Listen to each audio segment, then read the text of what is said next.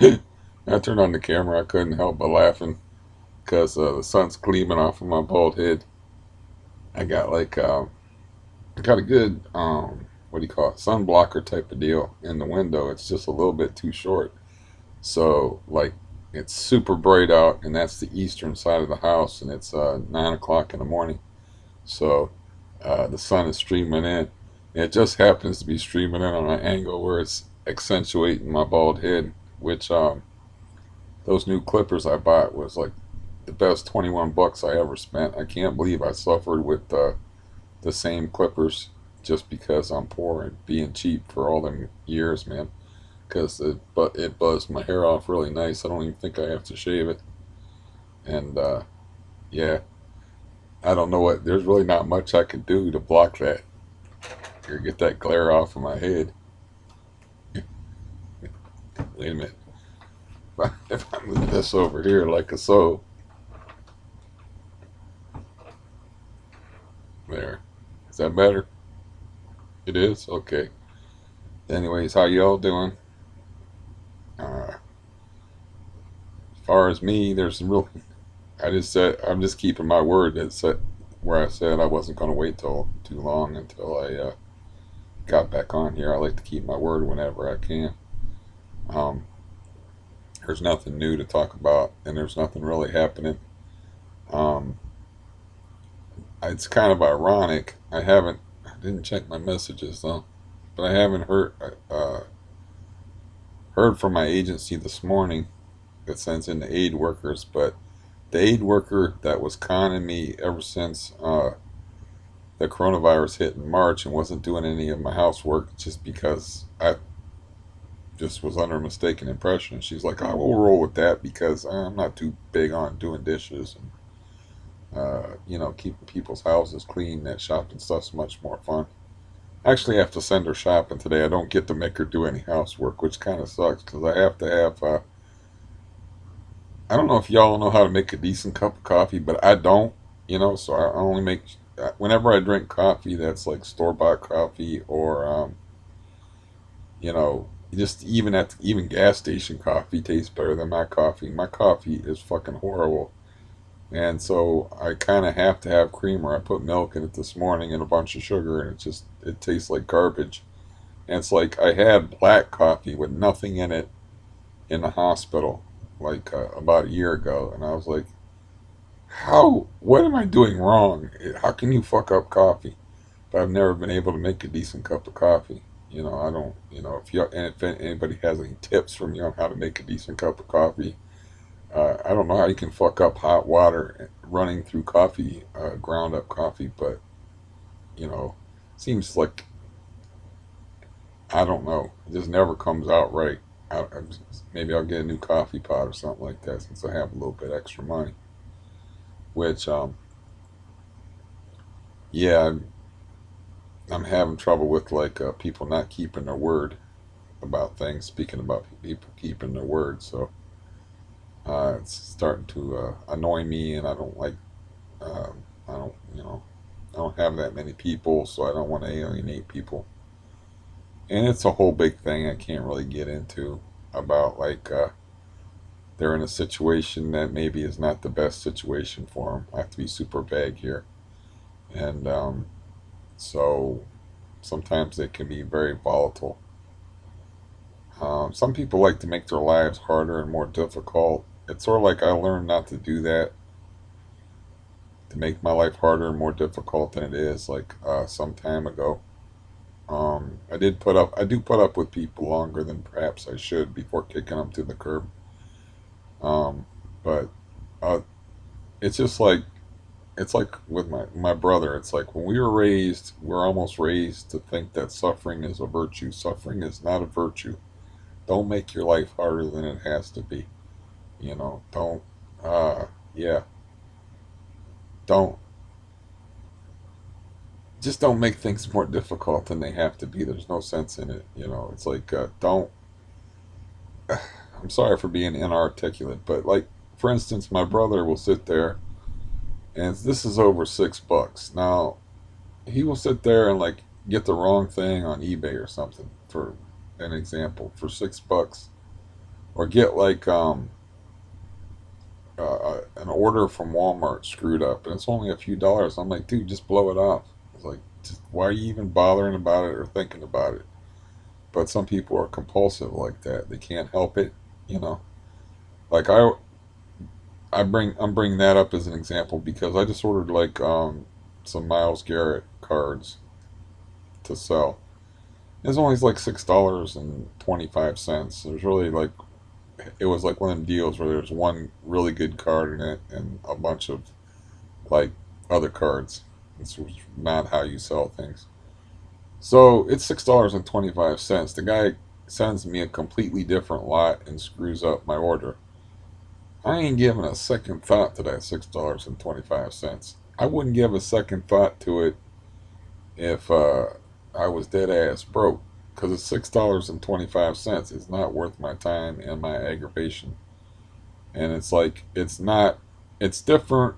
Like, I got irritated with the Stampy upstairs because I told the story a long time ago where everybody in the building was a smoker, and like I limped my sorry ass up the stairs because the drunk guy jacked her out of some money that I gave her for tobacco. It's too complicated and stupid to get into. But in his mind, she owed him that money. And he like strong armed it off of her somehow, and I heard about it, and I felt bad about it. It wasn't $20; it was like $10. But anyways, it was all about tobacco and smoking. So I limped up the stairs, and I was like, "Here, I heard about what happened with Chris taking that money out for you, and I felt bad about it. So um, here's enough money because they have like she's like rolls her own cigarettes and stuff. So I was like, buy the good tobacco because there's good tobacco and here's enough money for the good tobacco, and just pay me back when you can. She's like, I'll pay you back on the first. And I remember she stiffed me for $2 and she paid me all the money back, but $2 on the first. And I'm like, that doesn't even make any sense. You know, why are you stiffing me for $2? I went out of my way and was nice to you, and like it doesn't even make any sense. So that $2 I sweated, you know, because it was just stupid and it was kind of personal and it was a very crackhead thing to do. You know, according to uh, the oh, I always call him the pocket maniac, but the pocket maniac drunk guy, um, she does crack.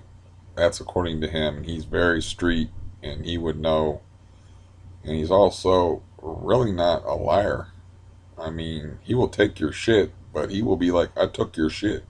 You know, he's like the black hole. It's like I said, I loaned him a coffee cup and I had to like steal it back off of him, even though it's my coffee cup. But he never said, "Oh, that's my coffee cup." He would just come down and blatantly drink coffee in front of me out of my favorite coffee mug, which I loaned him because when he moved in here, he didn't have shit, man. He didn't have a job. He didn't have no electricity. He was using candles. All his money went to his alcohol addiction, and you know that's what got me involved with him, as you already know, is like he didn't have no electricity. So I was like, he was running to the Arby's and charging up his phone and just sitting out on the porch using his phone for entertainment until the battery was ready to die. And then he would walk down to the Arby's and charge it up to the Arby's. I mean, he had no friends, he had nothing. So I was like, I felt bad for him. So I was like, I'll run an extension cord out my window and then you can charge up your phone. You won't have to run to the Arby's. And that's how I got involved with him because compassion is weakness, according to the Apaches, or maybe the Comanches. I forget which Indian tribe, but they just viewed compassion as weakness because it allows people who are sociopaths to take advantage of you, which is, of course, the truth. But you know, without compassion, what kind of world do we have if people don't care about other people and don't like reach out, and try to help other people? You know, so you can try to help somebody and give them some money for cigarettes, then have them stiff you for $2, which still fucks with my head. Or you can, you know, give them free electricity, and like it's like with the hood people, like 4 or 5 years ago, when they lived upstairs. It's like they asked me if they could like they were having like a mini party or something out on the porch, and they asked me like if they could use my electricity if I had an extension cord so they could charge up an iPod or something and play some music. I'm like, cool. And then they asked me again if I had a second extension cord because somebody wanted. It's never enough. It's because somebody wanted to charge up their phone. I'm like, I only got the one extension cord, honey. It's like it's whatever, man. So yeah, when you're dealing with scummy people, it's like being nice is you just don't want to be nice to them. If you're a Christian type of dude or you have that Christian ethic, it's in your nature. That's what I was raised with, to like help people out, do them favors. I also have like a self-esteem issue, so it makes me feel useful to like loan people money or help people out in various ways. But it's just an excuse for people to take advantage of you if they're bad people. And yeah, so at some point, I've just like said with relationships with people, because it's like, okay, you can just use. I actually told my foster brother, I'm like, you got plenty of friends, you'll be fine. You don't need me. And it's like, yeah, I remember like I told him like, yeah, I'm done with this loan and money shit. And it's like, it's a $20 limit. And he was like, but what if I need to borrow? His first thought was like, what if I need to borrow more money? Not like, their first thought is always for themselves. That's how you can tell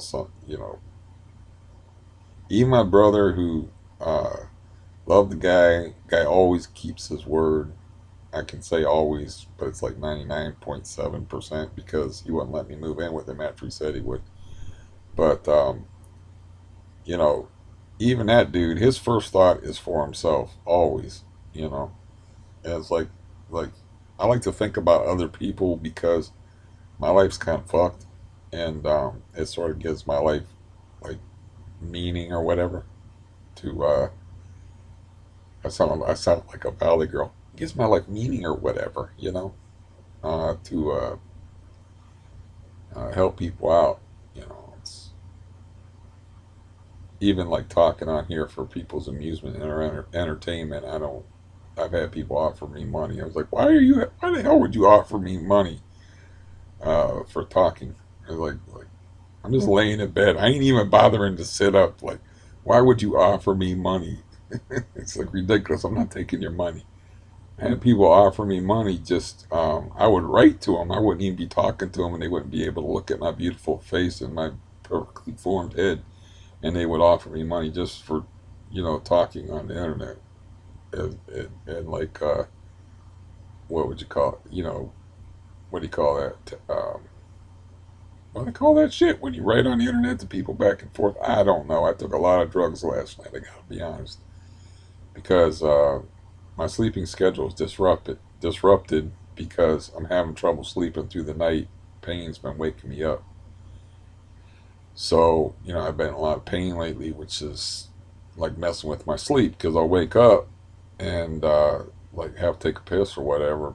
And when I get back in bed, I'm in too much pain to go back to sleep. And I was like, man, fuck this. Last night, I woke up 1 o'clock in the morning or something like that. And I'm like, I got that aid worker coming here tomorrow. I don't want to be sleepy for that. And I'm tired of this bullshit. So I took um, 10 milligrams of Valium and uh, 3 gabapentin, and then waited a little bit and took a melatonin pill on top of it. So, I slept a little bit extra because of that.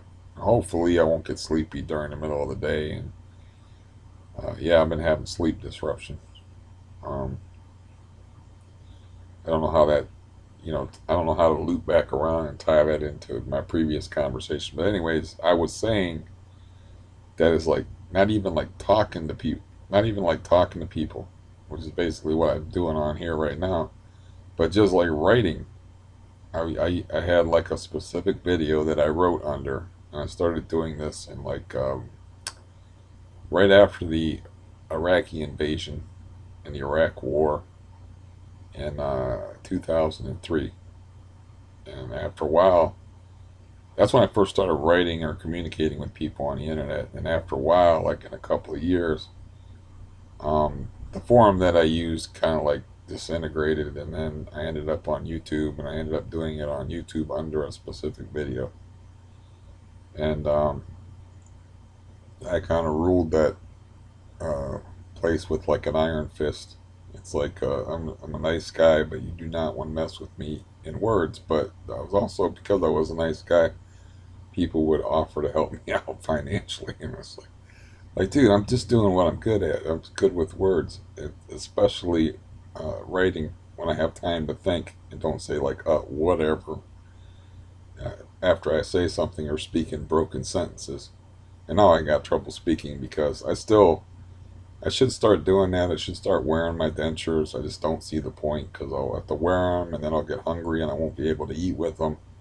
And I'll have to take them out and eat, and then I'll put them back in, and then I'll get hungry in a few hours because I'm one of them guys that like eat small meals more frequently than the one big meal. So I'd be like popping them in and popping them out all day. But I should start doing that to see if I can desensitize my gums and get used to wearing them because it will help me speak more betterly. And I just, I already, like I said, I tried to eat with them and it was like, it wasn't a little bit of pain, it was a lot of pain. See, now the light is like, I don't know what it's, let me see something. Okay, now the light is like hitting me in the hands. It's not hitting me on top of my head no more. But that made me laugh when I turned it on and did that. Anyways, I don't see like, uh, yeah, I'm not on here with like a cup or nothing like that, or I won't set up a Patreon account and uh, like beg or like help me out or whatever, man. If you're paying taxes, I'm getting Social Security. If you're and if you're not paying taxes, you're doing me a favor by listening to me anyway. So I always tell people there will never be any ads. If that was ever a possibility where I had a chance to put up ads on my videos, it would be freaking ridiculous, you know. And it's annoying anyway to watch a video, and those people put a lot of work. That's another thing. It's like I don't put no work into this. It's like yeah, the only work I do is emotional work. I have to look at my life. That's the only work that I do is I have to look at my life. I have to be honest. I have to look in the camera, and it's like looking in the mirror and be truthful. That's the only work that I'm doing. These people are like using software editing programs and stuff, and they're putting together like entertaining montages of videos and stuff. That's different as far as doing a sponsorship. Now I don't understand. I'm beginning to understand. Like I made fun of the forum at first. I have a video on here making fun of it, and the guy actually beat me to it, which I should have put up. But I could have done a reaction video to a guy reacting to his own reaction video. But the guy was reacting to reaction videos from other people, and he reacted to himself. And I'm like, yeah, that's sort of talk about masturbatory. But yeah, I could have like reacted to a reacting video of a guy reacting to himself reacting to something. like I forget the artist responsible for the mirrors within mirrors painting, but that's taking it a bit far. Um, but yeah, I kind of understand that now because it's like watching TV with somebody, like listening to music with somebody, and yeah, and sometimes it's funny when they don't get the song or they don't understand the lyrics and stuff. It's like I kind of get that now. So uh, these one guys were musicians, so I gave them they only ask for like $1 a month or whatever. But really, all they're doing is they of course have to have the equipment, and they have to have, I guess, the know-how to put up a little screen of the video, or sometimes it'll be just be the album cover, but sometimes it'll be like if it's a live song or a live video or something, they'll put it up. So they have to put a little bit of work into it, but basically they're reacting to somebody else's work, And but I paid a couple of dudes. Like these one guys made me laugh really hard doing a reaction to Iron Man's War Pigs, and I started watching their videos, and I don't like them anymore because they interrupt the song too much. But I kind of understand that now, so I can understand like people that are uh, that make. I'm not like down on people making money off this, but why in the hell would I try to make money off of like my life, like my bizarre stories and just doing a video. And it's easy for me to do. I don't even get out of bed to do it. You know, it's the idea just seems silly to me. But I've had people offer me money before, and I'm like, no, no, I'm fine.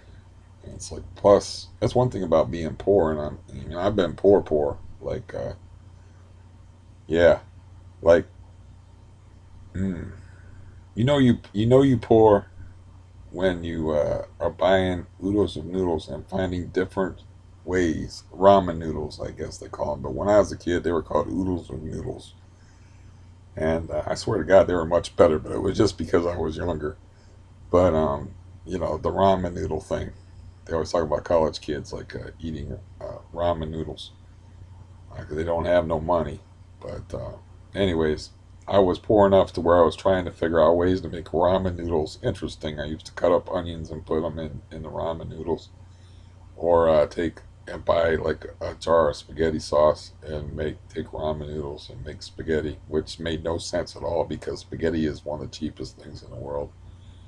And then also another thing is rice is super cheap, so you buy a lot of rice. And yeah, I like rice, but I just don't like plain rice. But I used to eat a lot of rice with like butter and salt. So I've been like poor. Point is, I've been poor before, so I don't need your money.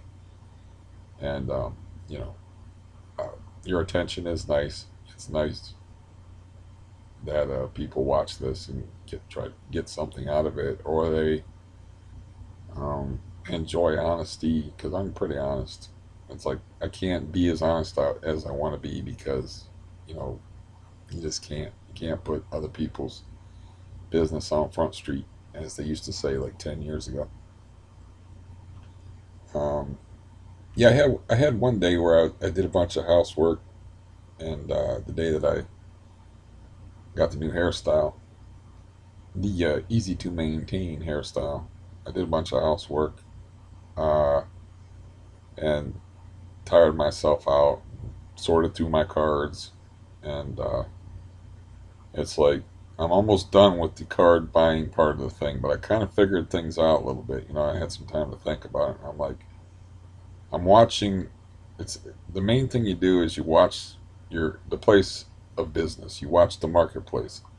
So I've been watching how things have been going as far as what people are willing to pay for various cards. So I was like, wait a minute here. It's like let's not jump the gun. Let's do the research.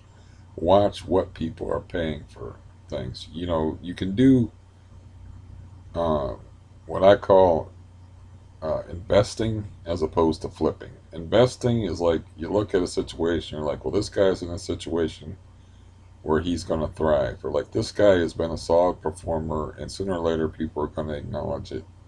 And so his cards are cheap, so you buy a bunch of his cards and you hope that he doesn't get hurt. It's football. And that's the investment side of it. The other side of it is the flipping side, which where you already have something that's valuable that people are willing to pay a good chunk of money for, but you watch the trend of it. A good example of this is like Baker Mayfield has a certain card. It's a 2018 Prism number 201. Okay, so you got the Prism 201. These things are taking off like a rocket.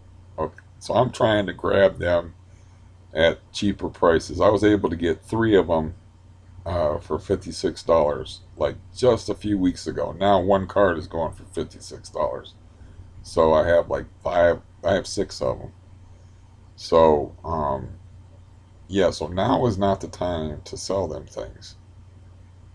in my opinion, because if if the if it follows suit with the Lamar Jackson version of the card, you're talking about a card that will sell between $150 and $300 if they have a successful season. So I can sell what I bought now and make probably like $15 a card after everybody takes their little bite, eBay and PayPal and all that, and shipping. But I'd rather hold on to them and wait and see. I'm just watching the way it goes, and that tells you which cards to grab. And then you think about it, and you're like, well, like I made a purchase the other day that was like $109 for 12 of the same card because it's a short print card of Nick Chubb, who is the best running back in the league. I don't care what anybody says. I don't know how he ran for almost 1,500 yards last year behind Cleveland's shitty offensive line, but he got a good line this year. And this is the thing about football, though, man, is like everybody's been down on the Browns linebacker. So their main linebacker, the first time they put pads on in practice, he knocks my boy Chubb out. He knocks him down on the ground, and they've got, I haven't found out yet whether or not he has a concussion. If he has a concussion, he could miss the first game of the season. I don't think he will. I mean, they have a thing now because of the CTE thing that I talked about before, where you get the concussion syndrome thing. And so because of that, uh, it's a whole big story. But and I went through this before, and I put up like the link to the documentary, which was about the NFL trying to suppress what concussions and repeated concussions do to people. So, anyways, the Chubb guy gets hurt. Like that's one of my main guys that I've invested in practice. The first time they put pads on, his own teammate knocks his fucking head off, and it's like, the coach is. What I read about it is this happened like yesterday. The coach is like chewing him out. It's pouring down rain. Everybody's chewing the linebacker out. They practice is over for him. They're testing him. I haven't heard yet whether he has a concussion or whether he's injured his neck or whatever. But the word is they don't have any video. Is that he got hit high and landed weird, and there's really no better description of it than that. They're thinking neck or concussion. So I'm kind of like, oh, jeez. Are you kidding me? The season hasn't even started. That's the first practice they've had in pads. They're not even allowed to tackle guys. They just get in position to tackle a guy, grab him, and let him go. And this motherfucker hits my boy. I got the most money of all invested in. And like, might make him miss. If concussion protocol can last between 7 and 10 days or several weeks, and the season starts in less than a month. So, I did some research this morning. I haven't found out one way or another. So that's the way I've been spending my time. Is I have no idea why I've set this goal for myself, but like it's like I want to have $10,000 in the bank before the end of October. So this is a way that I'm a little rusty, but this is a way that I'm experienced with that I can make money, and it's not like I can go out digging ditches, or mowing grass, which was my first job was mowing grass, and I don't know if I talked about that before. I'm sure I did, but this guy was such a wacko that he had oil on his property, and he had derricks pumping on his property, right?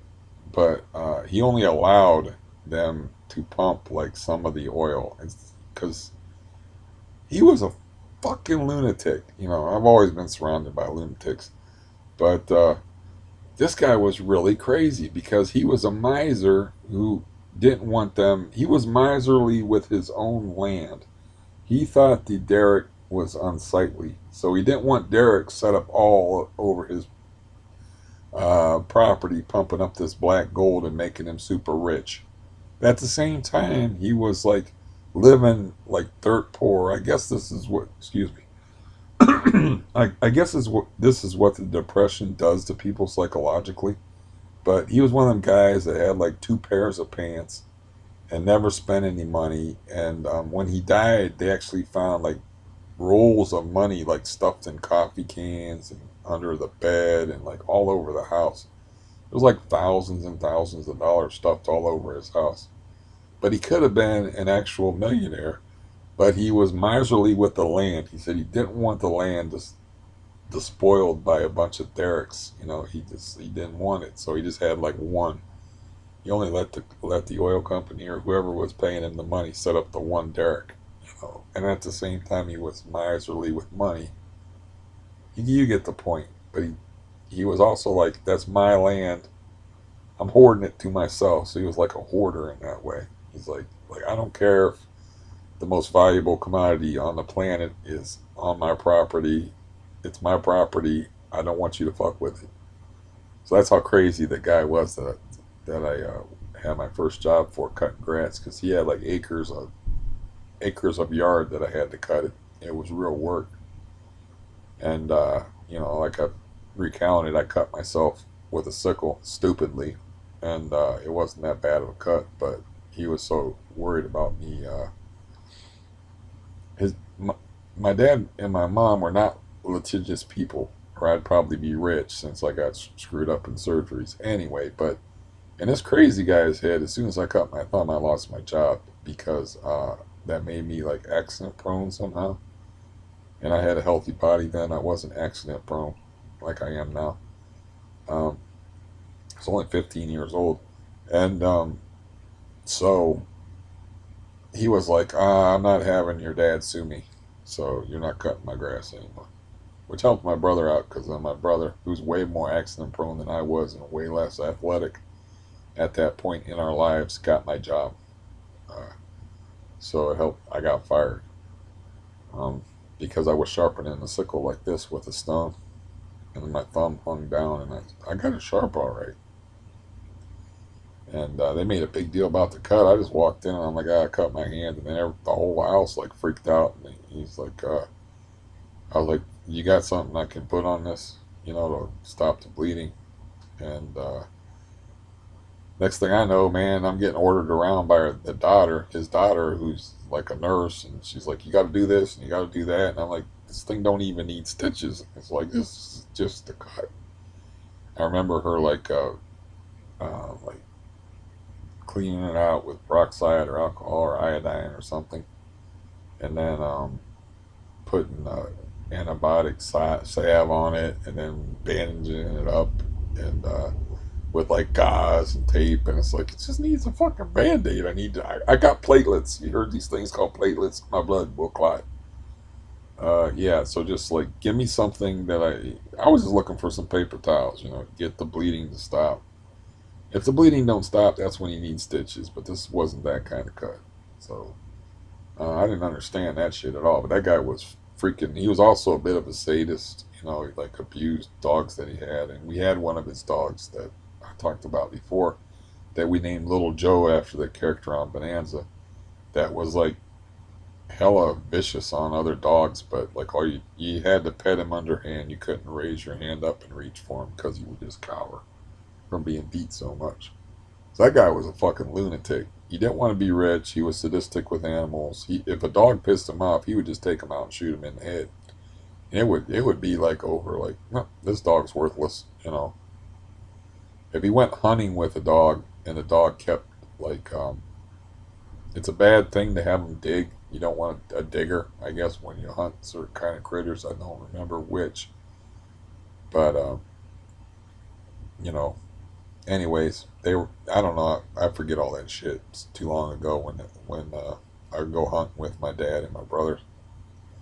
But I bet you I can still skin a rabbit because I've skinned out rabbits. I've skinned out raccoons, and my dad was always like, "Well, you can make money from the pelts," but I don't ever remember him making money from the pelts. I just remember like me helping clean them out, and like they'd be in the garage on stretchers, and To me, it was just more craziness. I was like, I don't understand why we're doing this. It's like it doesn't make any sense. Why are we killing these raccoons? I think you just like to kill things.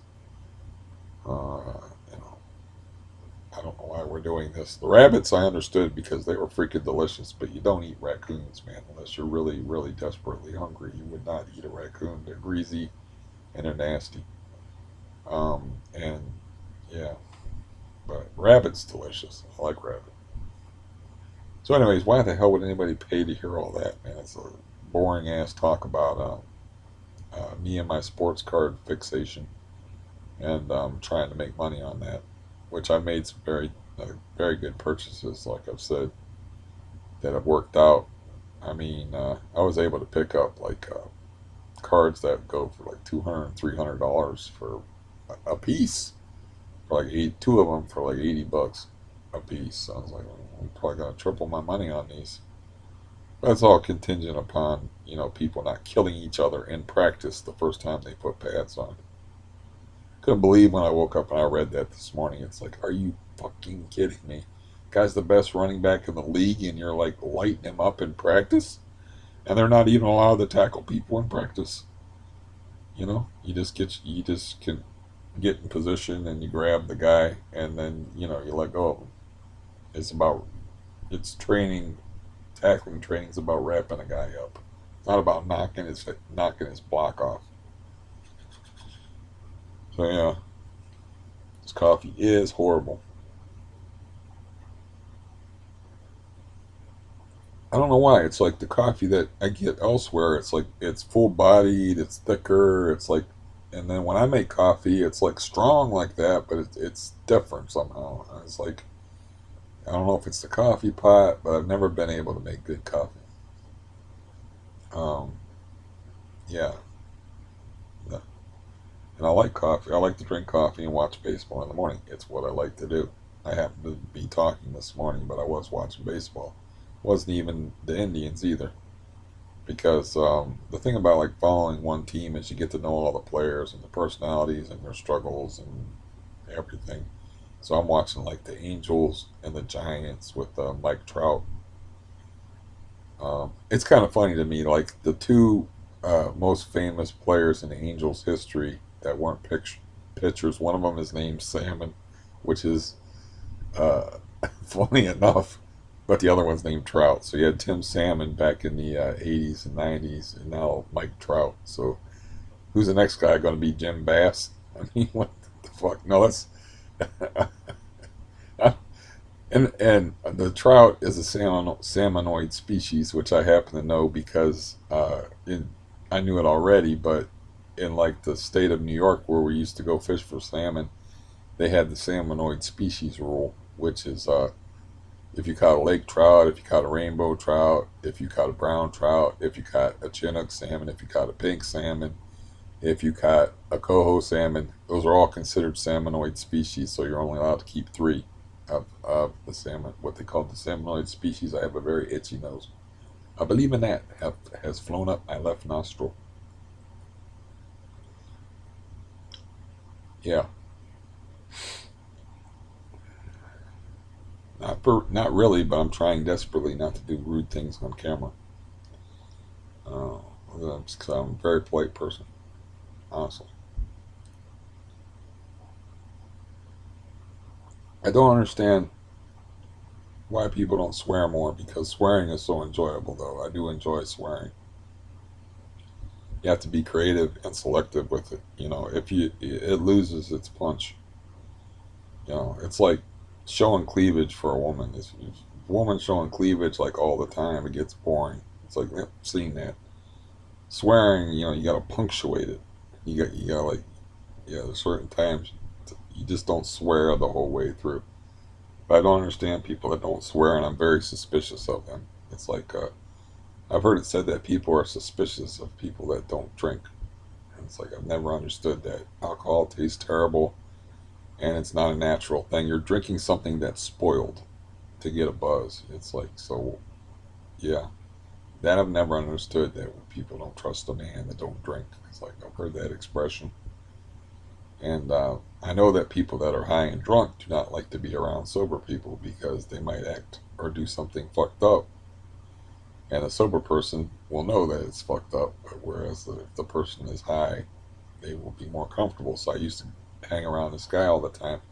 That would be like trying to make me smoke dope all the time, and I'd be like, no, no, no, no, no, you know. And I was like, I'm gonna let you pressure me into smoking this one time, and that's it, you know. And that's because he's like always doing that. He was like, thank you. It's very weird. He was always doing that, man. He's like, why don't you smoke? He's like, why don't you smoke? It's like that's his own insecurity. He doesn't like me being sober around him. But I think that was the day that we went and saw Jurassic World whenever that came out in the theater, and I did have a good time that day. But I was very high. But another time I was high in the theater, like I said, is when that girl was kicking my chair trying to make me fight her boyfriend. And I was like, man, I'm too high to get mad. It's like, I don't want, I'm too high and filled with rage. It's like, I'm just going to let her kick my chair until she gets tired. And she, like, did it for a long time. And it's like a horrible movie going experience. And it's like, I can't even, I'm too high. I can't even, like, turn around and ask her to stop kicking my chair because she's clearly doing it to get her boyfriend and beat up and get in a fight with me. What I should have done if I wasn't so damn high is like talk to. I was there with three dudes, and I'm like, listen, man, and just pass the word down. It's like, let's all turn around and say, please stop kicking the chair, so the dude knows it's just not me. Like, you know, he's not. He might be dumb enough to fight me. At that time, that would have been a very stupid thing for him to do. But he won't be dumb enough to fight three rather largish dudes. And, you know, if we ask politely, please stop kicking the back of it was just stupid. But I've seen that before, where I don't know if it turns the woman on or whatever to have her boyfriend defend her, but she'll start trouble with you, or she'll start flirting with you, or acting weird around you in front of her boyfriend to try to provoke a reaction out of her boyfriend. It's like, man, I can see what's going on here, man. I ain't a part of this. Yeah, I even had that happen while I was fishing before. It's like this girl's paying me all kind of woman is paying me all kind of attention, fishing, complimenting me on catching these little ass fish, and like her boyfriend's over there kind of looking sideways, like I'm like, let's see what this is about. This is just like trying to make her boyfriend jealous or whatever. And even my fishing buddy that was with me, she's like, man, she liked you or something. She was paying a lot of attention to you. And I told him, nope, wasn't really about that. It's about she was there with a dude, and she was doing that either to piss her old man off or to because um, she wanted to see how he would act, or like, yeah. And some women do shit like that. I happen to know. So, because I used to have hair and be handsome and shit. So, I experienced that phenomenon a few times because, like, an ugly guy is gonna be like, "Come on," e- everyone's gonna see through that smoke screen, you know.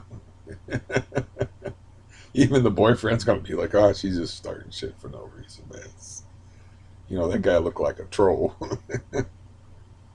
He looked, what my dad used to say, and I'm sure you've heard this expression before, he looked like he fell out the ugly tree and hit every branch on the way down and landed face first. And, you know, which I have actually fallen out of a tree and felt like I hit every branch on the way down. Because I was very skilled at falling out of trees. I mean, I was very like a coordinated dude, but I just had a problem with trees. Trees did not like me. You know, trees never liked me. The branches would. That's happened actually twice where branches that appeared solid broke out from underneath me, and I have fallen out of trees that way. This time that I'm talking about, actually, lightning had struck this one tree, and it had fallen over our cherry tree like at a weird angle, like a big log. So I got this bright idea as a kid to tie a rope around there, the branch, and then like use it because I like the physical stuff and lifting weights and stuff. Use it like a gym rope, tie knots in it and climb up it and stuff. Like an exercise activity. So I got the rope and I'm climbing up the tree and I go out to walk on this log. Now I have fallen off of logs before that were stretched to over top of water in 38-degree weather, as you know. But this time when I did it, I barely got onto the log before I fell, and it was like this over top of a cherry tree, and like cherry tree was very easy to climb, meaning it had a lot of branches in it, and like I fell down and did this, boom, bang, pop, boom. I just went hit this branch, popped over, hit this branch, and smacked this way and that way. I felt like I just got beat up by the Gambino brothers with baseball bats, man. I just laid on the ground. I was like, oh, it was like the second worst beating I ever took uh, in my life, and it was from a tree, man. That tree beat the shit out of me, man. I didn't even get in a decent punch on that tree. It was bad. I just laid there, man. I had bruises all over me. I just laid there on the ground, all curled up in the fetal position.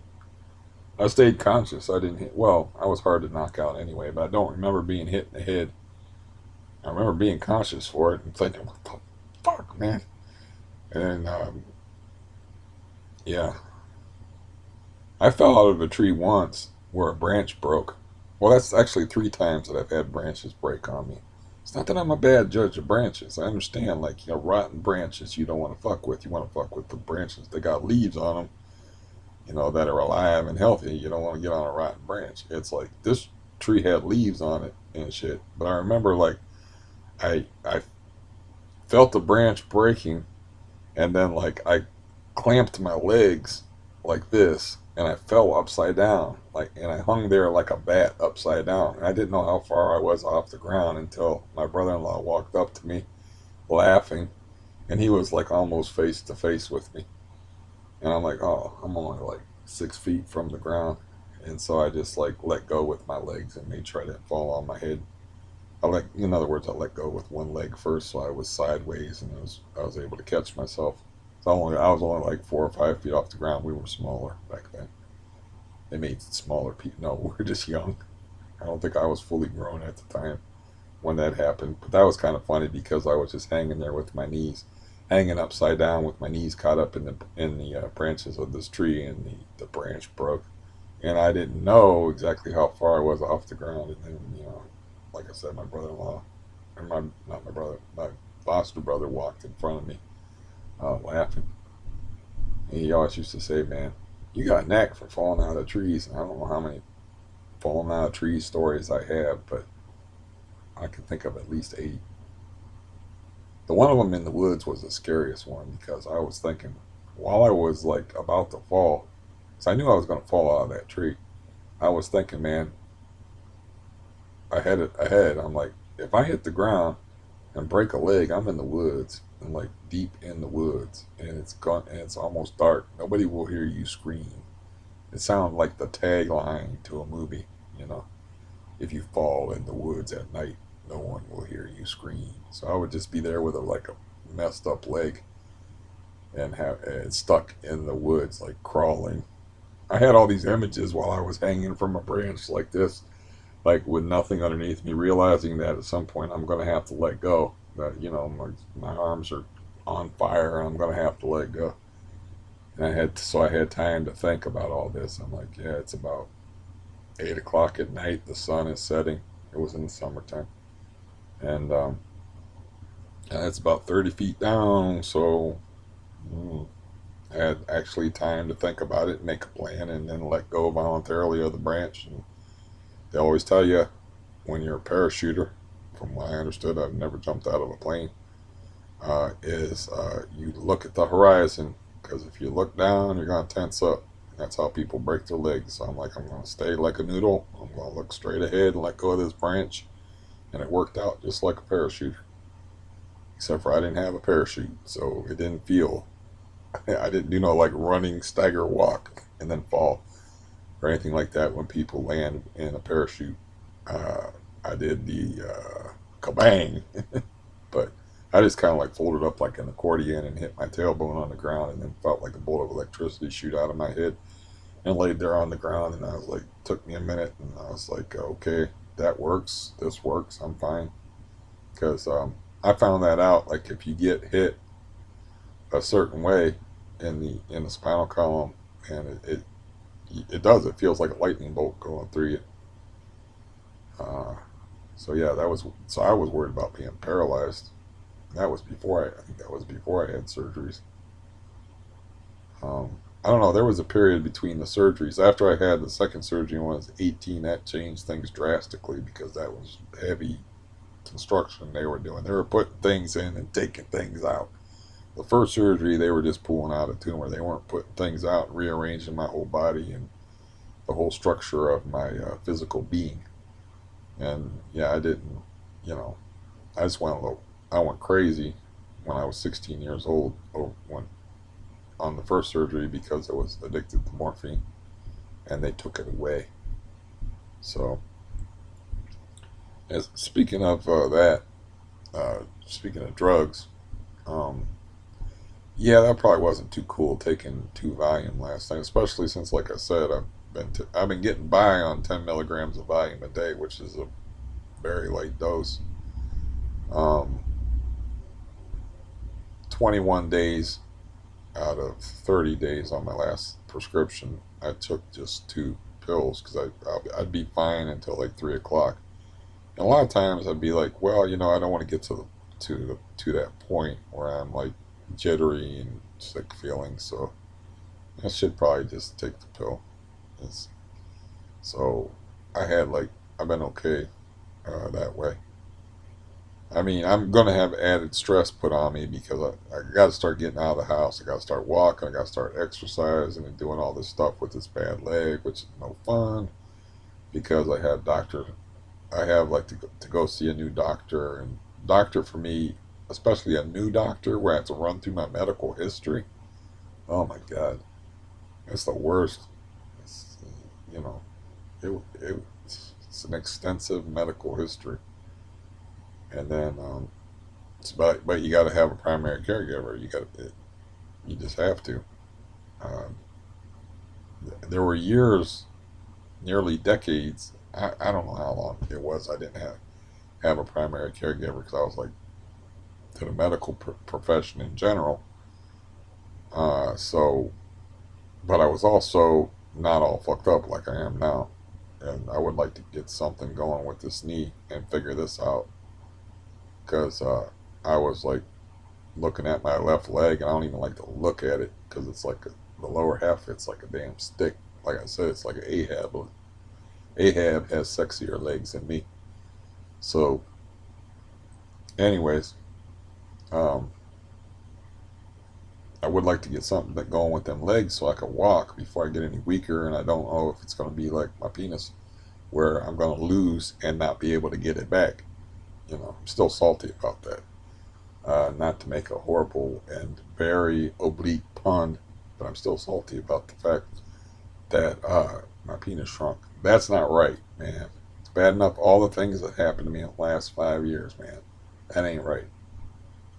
That's not fair.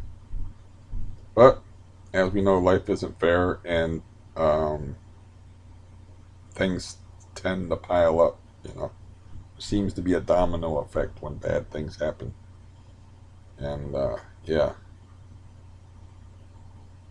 So I don't exactly know why that happened, or if it's like all the horror of the last 5 years and all the bad things um, kicked in my aging process. I don't know, or it's like a testosterone drop happened, or it's because of the benzo thing. I don't know why that happened. I just know it happened, and I don't like it. So, um, yeah. So I want to get, if I get the walking back, I don't care about the however much I lost off my dick. I don't know exactly how much, but that's not right. I'm too young to be worrying about that. That happens naturally when guys get older. You know, just just it's a fact. But it is still, I don't mind this as much. It's still a thing, you know. It's still a thing, and it's not a happy thing to realize like, hey, something's missing. There's something's different about me, and yeah, I got this whole thing like I read in a book like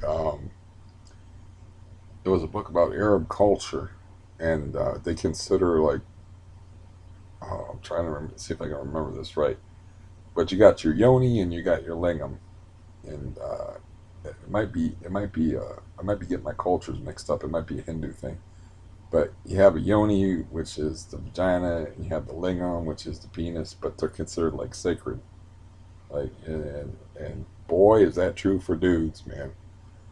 It's like that's why comedians always go there. Like when they're talking about Bill Burr, I think has a bit where like women will just when they argue with you, they'll try to figure out what hurts you most, and you'll be trying to argue with them in a rational way, and they'll be like yeah, well you got a little dick, you know, they just throw that out there. So to the guys, that's it's a thing, you know. Wouldn't have all these pills and devices and whatever that's supposed to enlarge that area.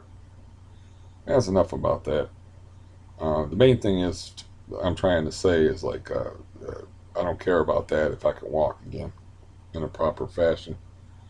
Go fishing, you know. I look at like movies and stuff, and I'm looking at water, and I think about fish. I'm like, man, that's a beautiful place. I wish I was fishing. And then I hear about like fishing stories from my buddy and my brother, and I'm like, I could be on them trips, you know. And fishing with your friends, man, doesn't get much better than that. That's just fun. I mean, fishing with a woman that you're friends with and then having sex afterwards would be better. You know, because I did fish with a woman once that had 44 double D tits, and I got to look down at. She was like sitting here, and I was sitting up a little bit. So not only did I get to fish, I got to look down the front of her shirt for like the whole time I was fishing. That was pretty cool.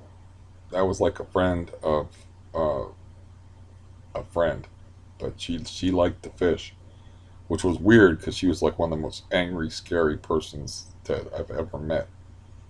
But she also had 44 double D tits, and I actually had nerve enough to ask, you know, because they were naturals, and to ask like the friend, like I feel really weird asking this, but it's kind of been bothering me.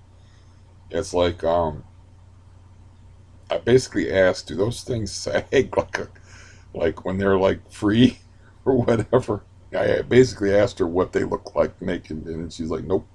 They're like they stand up, and I'm like, you gotta be kidding me. Anyways, that would make fish. That's fish. You don't catch as many fish though. You catch much more fish when you're fishing with dudes than when you're in that situation because you're not really paying attention to what you're doing. We were just like fishing in a park. It wasn't like serious type fishing. Try to remember where we were fishing at. I don't remember where we were fishing at. I just got that image locked in my head. I'm like, I'm even like, this is a pretty good deal. Like I'm fishing. I love fishing. And I love that. What I'm looking at right now is like pretty cool to me. Um, but yeah. Now that story is in stark contrast to when my story of when I was fishing and smoking at the same time, and I was fishing with my brother at this pay to play fishing place. In other words, you had to pay to fish there, and then you had to pay if you wanted $2 a fish or whatever if you wanted to keep fish. But it was a great place to fish, of course. But anyways, I'm sitting in a lawn chair. I'm smoking. I catch a swallowed fish, and I take my cigarette and I cut the line with the cigarette, leave the hook in the fish because the fish is probably gonna die either way. But I didn't want to like rip the hook out or even mess with it, and I just threw it back in the water. But what I didn't realize is I cut the coal off of my cigarette and it hit in my lap and it burned my dick. It burned. I just sat there smoldering, and it burned through my shorts, through my underwear, and into the head of one of my best friends, and I jumped up. I saw like a smoldering hole in my pants once I felt what was going on because I'm just looking out on the water and I'm tying on. I had enough time while that coal was sitting there on my lap to tie on another hook, bait up another minnow, and cast out in the water. And all the while I'm doing this, this coal was sitting on my lap, smoldering, slowly burning down like the acid in the Alien movie, burrowing through the decks of the ship. Except for I didn't save the hull before it got to critical mass and compromised the integrity of the ship. I didn't save shit because, yeah, I just jumped up and started, ran in the woods. And I didn't even run in the woods. I ran in the bushes. I didn't give a damn. I just wanted to see what the hell happened. And then what happened is I got a second degree burn where I needed it least. And but it's just kind of funny that I did that. That is the opposite of the other story. It's like the other story, my dick was very happy, and that story I had a very sad dick. So yeah, but yeah, that is. Oh man, I never have the props I need. See, this is why I don't ask for money. I do not prepare these things, but I have like good props for this because my brother sent me a card, and I'm sure I've told this story before because it's too funny not to tell the whole thing about getting hit in the balls with the football is one thing, but that's a better story. And people love like those videos of people getting hit in the balls, like on America's Funniest Home Videos or whatever. Uh, but that's much more interesting, better story in my opinion. But anyways, my brother, like a week after I went fishing with him, and he asked me like, "What the hell are you doing?" When I went off in the woods and dropped trowel and like made sure whatever was happening was over with, and just to see the damage. Um, he said, "I seen you jumping around like a maniac and running off in them bushes." He's like, "What?" He's like, "What the hell were you doing?" And I explained it to him, and it hurt. And he sent me a card. He said, and the card like said, in difficult times like this, it's good to know that you have family to support you. It was like for like when somebody dies in the family or something like that. And then I opened the card and it says just a simple phrase: "Sorry you burned your dick, dude." He sent me a card like for grieving a family member's death. And then I open it up and it just says, "Sorry you burnt your dick, dude." I still have the card somewhere around here, but I don't also have. I also like when I was um, cleaning and rearranging stuff. Uh, I found like mementos of various things, and I found like something that he made like he like drew like this funny cartoon. I could have shown you that too, but I never think I don't think of these things. Um, but yeah, it's like okay, maybe like I got accident prone because I do have a lot of accident stories. I have the story of like I have a steak. I just cooked myself a fancy meal. I'm ready to drink some wine with it, and I can't get the cork out of the bottle. I try like medieval ways to get the cork out of the bottle, which just breaks the cork. And I didn't think like somebody told me like, why don't you just push the cork down inside the wine? I didn't think of that. All I could think about is my steak and my sautéed corn because it's really good. Is you fry a steak up. It's not healthy at all, but it's really good. Is you fry a steak up in butter, and then you like almost burn the corn, but you like fry the corn up in the steak juice, and the corn actually tastes like steak, and it's all brown and stuff. It's really good. So I had something else like mashed potatoes or some other, but I had like three different dishes, and I actually made myself. I used to do that. I used to cook. I don't like to cook no more. I don't like to do anything anymore except for tell stupid stories. But anyways, not stupid stories, but stories of me being stupid. So like I've seen this in the movies a few times. So like I'm out. I got this sink that's like an old fashioned like metal type sink that's like got a rim on it. And like I can't get this fucking cork out. And I know my steak's getting cold, so I was like, fuck it. I seen this in a movie. It worked. So I broke the neck of the bottle, and was just gonna drink out of the broken, bottle, whatever was left. So I hold the bottle like this, and I smash the top of the bottle on the side of the sink.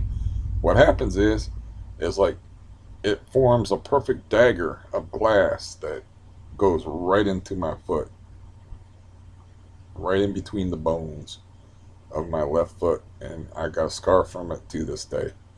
And then, luckily, I did not have to pull it out because I lifted my foot up, and the weight of it, because it was like the top of the bottle with that rim thing, and then like literally like a long sliver of glass. So when it hit, it went all the way through my foot, but the weight of the top of it made it fall out. So I didn't have to do what I did with the plug, which is pull it out of my hand. It just kind of like fell out. But then I like looked down and I got this hole in my foot, and it just starts welling up with blood and then more blood and more blood. And I don't care about my steak much anymore, um, at least for the moment. But anyways, I was like not the toughest guy in the world or whatever, but I was like, I'm eating my damn steak. I earned this steak. So I wrapped my foot up and got the bleeding at least halted for the moment, and I sat down with my bloody foot, getting blood on my carpet and stuff, and like I had my stump that I carried, crazy motherfucker, that I carried with a board on top of it as like a little table, not like a regular like TV tray like a normal person. I had like a stump in my house, big piece of cut wood, and I sat there and I ate my steak with my bloody foot, on my foot, and then I remember like I was like, well, bandage isn't working too good. I better like change that. I think the bleeding stopped. I took the bandage off to go into the bathroom to get more supplies, and like I took a step and put weight on it. And I remember like the blood like shooting up and hitting the bathroom door. And I'm like, fuck, man, I really fucked my foot up. And I really wasn't thinking because I was lucky that I didn't hit any tendons. It went like between the tendons. It didn't like cut a tendon or anything like that. And but it freaked me out. So I call. This is the support system. My support system by now, so you know how this part of the story is going to go, even if you heard it before. My apologies, but you know how this is going to go. So I call up my foster brother, and he's like, I'm like, man, I fucked up my foot really bad. Like it's cut, and it's like it's actually squirted blood on my bathroom door and stuff. And he's like talking to other people in the room. And I'm like, you know what? I'll talk to you later. He's like, not even paying attention to me. I just told him, like, I'm seriously injured. And I think, I should probably get medical attention. And then I hang up and I call my brother. And the first thing my brother said was like, well, that was stupid. Why did you do that? And I was like, I don't know. I just wanted to see what would happen. you know, of course. I was like, this is what I actually said. I said, yeah, I kind of know it was stupid. Anytime you do something that causes blood to leave your body at a high rate of speed, it's probably, oh, you probably did something stupid, you know. But yeah, that's like how about like a kind word or like a little ask me if I'm okay. It's like when I had this coronavirus and it was like the person just a couple of weeks ago, like I was talking about, and the person's like, that's a bunch of bullshit anyway. It starts into like how coronavirus is some kind of conspiracy and whatever, and it's like, could you ask me like how I'm doing or if I'm okay? So yeah, that might actually worsen my condition if I ever like get actual sympathy from somebody. It's like I might pass out and I hit my head on the floor and then bleed out or something just from the surprise of it. It's like, what, you're asking me how I'm doing, if I'm okay? You know, I did call my brother-in-law when I do have a lot of stories where I hurt myself, by the way, apparently. And, okay, I do some stupid things. And it's not really, I don't know if you can call it accident prone. It's just, yeah, okay, these are stupid things. I have to admit, I do stupid things where I end up losing blood.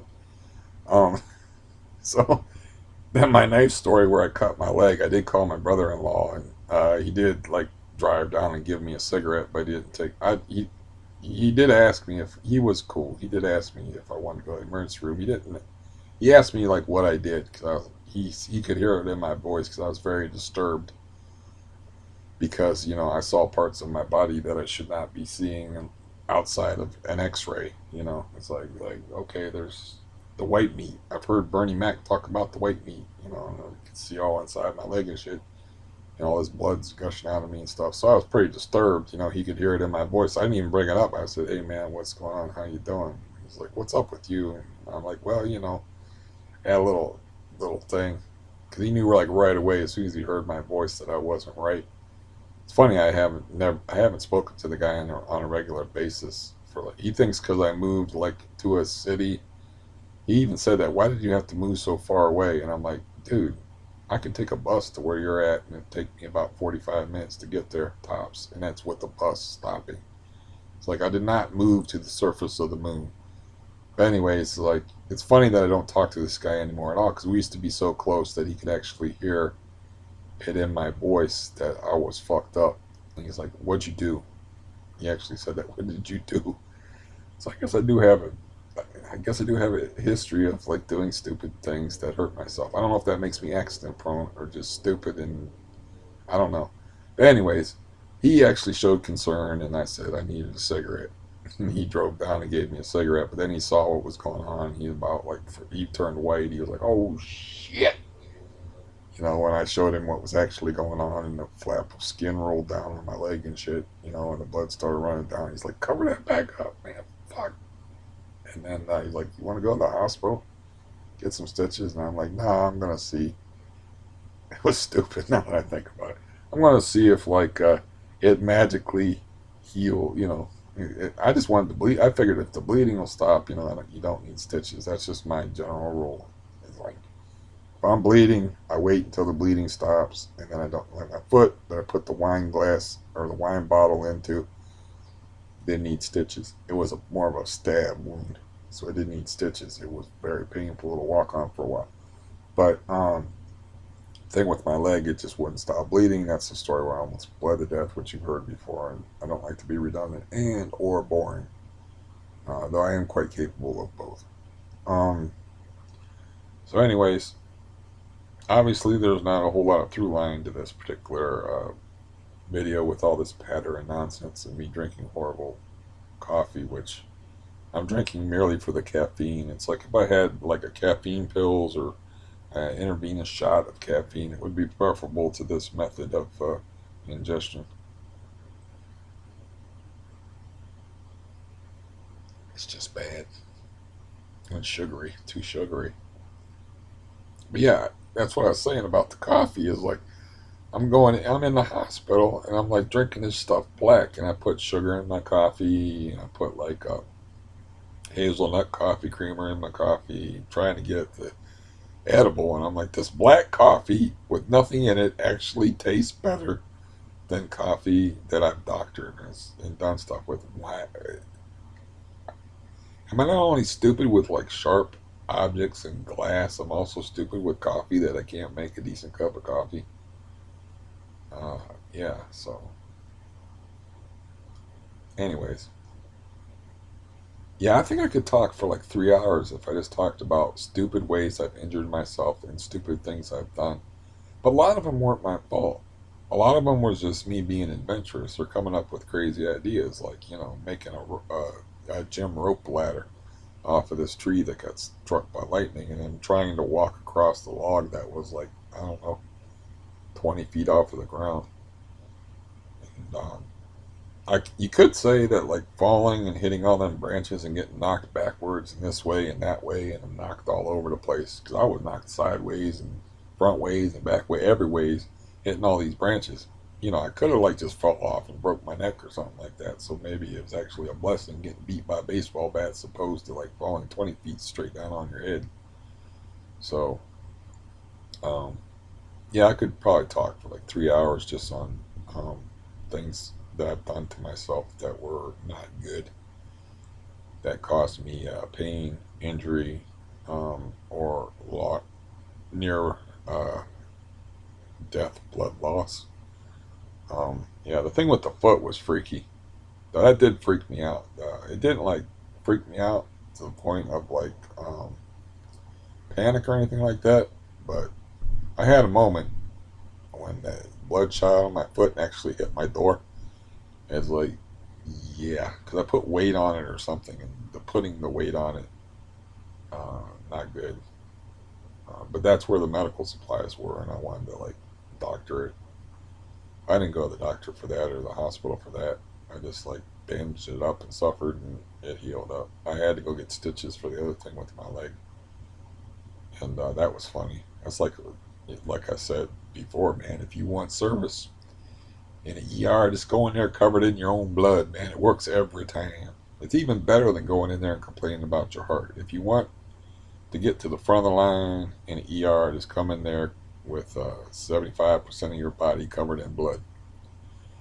Uh, that will also get the police involved, though. But the heart thing is like anytime you went in the hospital, just complain about your heart. Or anytime you want to go to an ER for any reason at all. Like when I went into the ER to score some Xanax, um, I complained about my heart, you know. And I think at that point I only had I just told them I had a history of AFib. You could just go in there and say that you think something's wrong with your heart, you're short of breath, or just make up some kind of lie involving your heart. You know, you get faster service. Um, I didn't have to make. Unfortunately, I didn't have to make up any lies. I haven't. I didn't have calluses from the pads that they put on you. I've been shocked so many times at that point. But I remember at that point where I wanted the Xanax. Um, Not that I wanted it. It was, of course, that I was going through cold turkey withdrawal. Um, yeah, that was my first. Like I said, that was my first legal prescription. Is when I went in there and I just said I had heart trouble, but you get faster service if you're covered in buckets of blood and you walk in there because they ran out and got me. I didn't even have to walk up to the desk, man. They saw me walking in there like I was in a horror movie, and they like grabbed me and threw me in a wheelchair and started cutting my pants off, and then asked me do you mind if the guy was funny because he had my pants cut off almost to the knee before he asked me, is it okay if I cut your pants off? And I just laughed. I thought it was funny. I thought that whole thing was funny while I was going through it. I just had like a laid back attitude about it. It's like I wasn't panicky or nothing like that. I just realized I was bleeding to death. Um, I wasn't panicky about it or nothing. I thought the whole thing was kind of funny. I mean, I thought everything about it was funny. Getting stopped by the police while I'm bleeding to death over a violent crime that was committed in a bar was funny. Having them question me because they thought I was in an act of violence, and uh, you know they were like kept grilling me and asking me the same shit in different ways, and I realized what was going on. I was like, look, I did not get in a knife fight with a midget. Well, I'm telling you, I had an accident with a knife, and I cut myself. Nobody cut me, because I was I was cut like way down here on the leg. So I was like, I did not get in a knife fight with a midget, and I did not care about political correctness, and I did not say a little person. And then somebody else laughed about that. That was on the medical staff, but nobody else had any sense of humor about that. And I thought it was funny when they didn't cap the IV and there was blood squirting everywhere, and the guy was like, "Don't you think he's lost enough blood already?" You know, that shit was hilarious, man. I did not enjoy the part where we were stopped by the police though, because I was like, I am actually gonna die.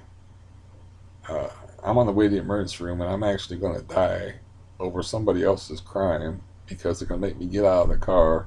And it's like, I think they would have put me in the cop car and drove me to the hospital like at a high rates of speed, and I actually would have got to the hospital faster. But I wasn't thinking in those terms. I was thinking about a delay. That's what I didn't have a whole lot of blood left, so I wasn't thinking too clearly. I was just thinking like, how is this even happening? Um, that's what would have happened though. Is that the cops would have probably drove me to the hospital, thinking I was a suspect in this violent crime that happened at this bar, and they would have like been a cop there the whole time. I don't know if they would have. Once they found out, once I got my pants cut off, where am I going to hide a weapon? So they wouldn't have bothered handcuffing me to a bed or nothing like that. They would have had a cop standing there while I was getting stitched up, asking me questions. I would not say to the cop, I did not get in a knife fight with a midget, because you don't talk like that to cops. They don't enjoy it. They don't enjoy sarcasm in any form. I tried sarcasm on a cop before, and he didn't like it. And yeah, I just outright told a cop to fuck off. That's not sarcasm. And I almost got my ass beat up pretty badly.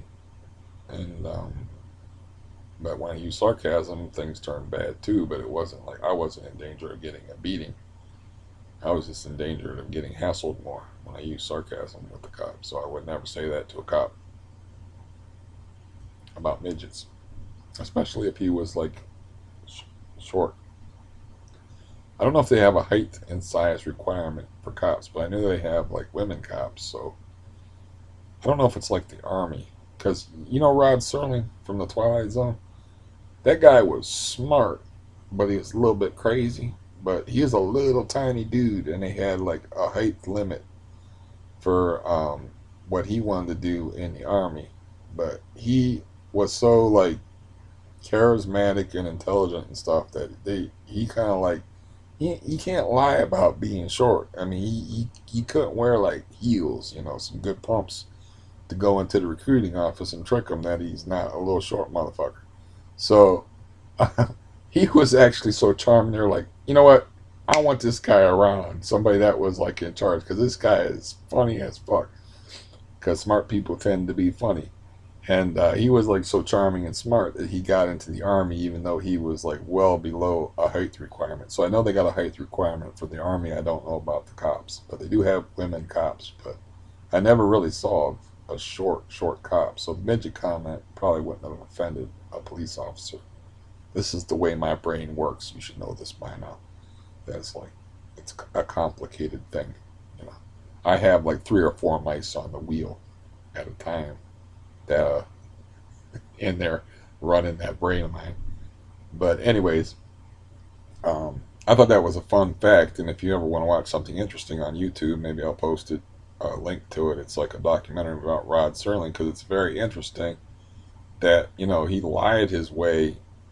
He didn't lie his way. He charmed his way into the army, being like a little short guy, and then he saw the horrors of war, which he expressed in several episodes of the Twilight Zone and other things that he did.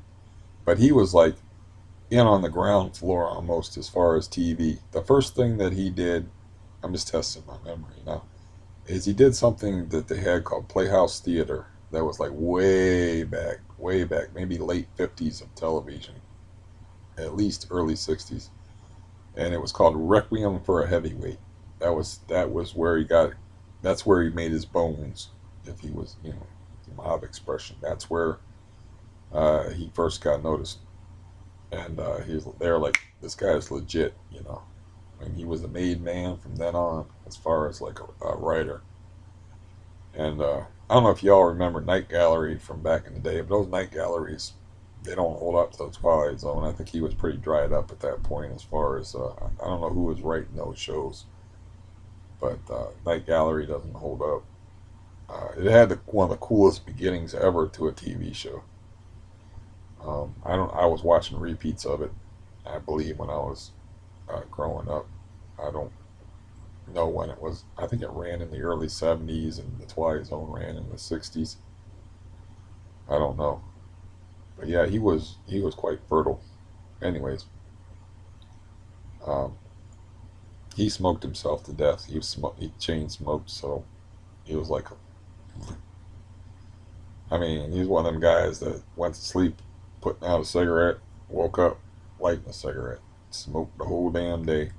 And he saw like combat, and uh, there's a lot more detail to it. I should watch it again myself. It's kind of a short documentary. Or maybe I'll post it if you guys are interested. I like documentaries, so you know, um, I just thought it was interesting that they knew they broke the rules for him because he was just so cool.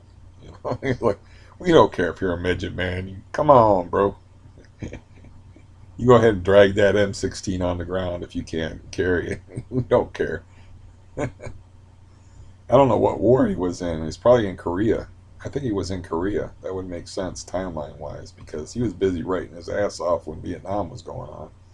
So he's probably lied his way to get into the Korean War. I don't think it was World War II. It might have been World War II. I don't know. It was either World War II or Korea. Korea happened 8 years after World War II was over. So, um, yeah. So, anyways, I don't know how long I've been um, chattering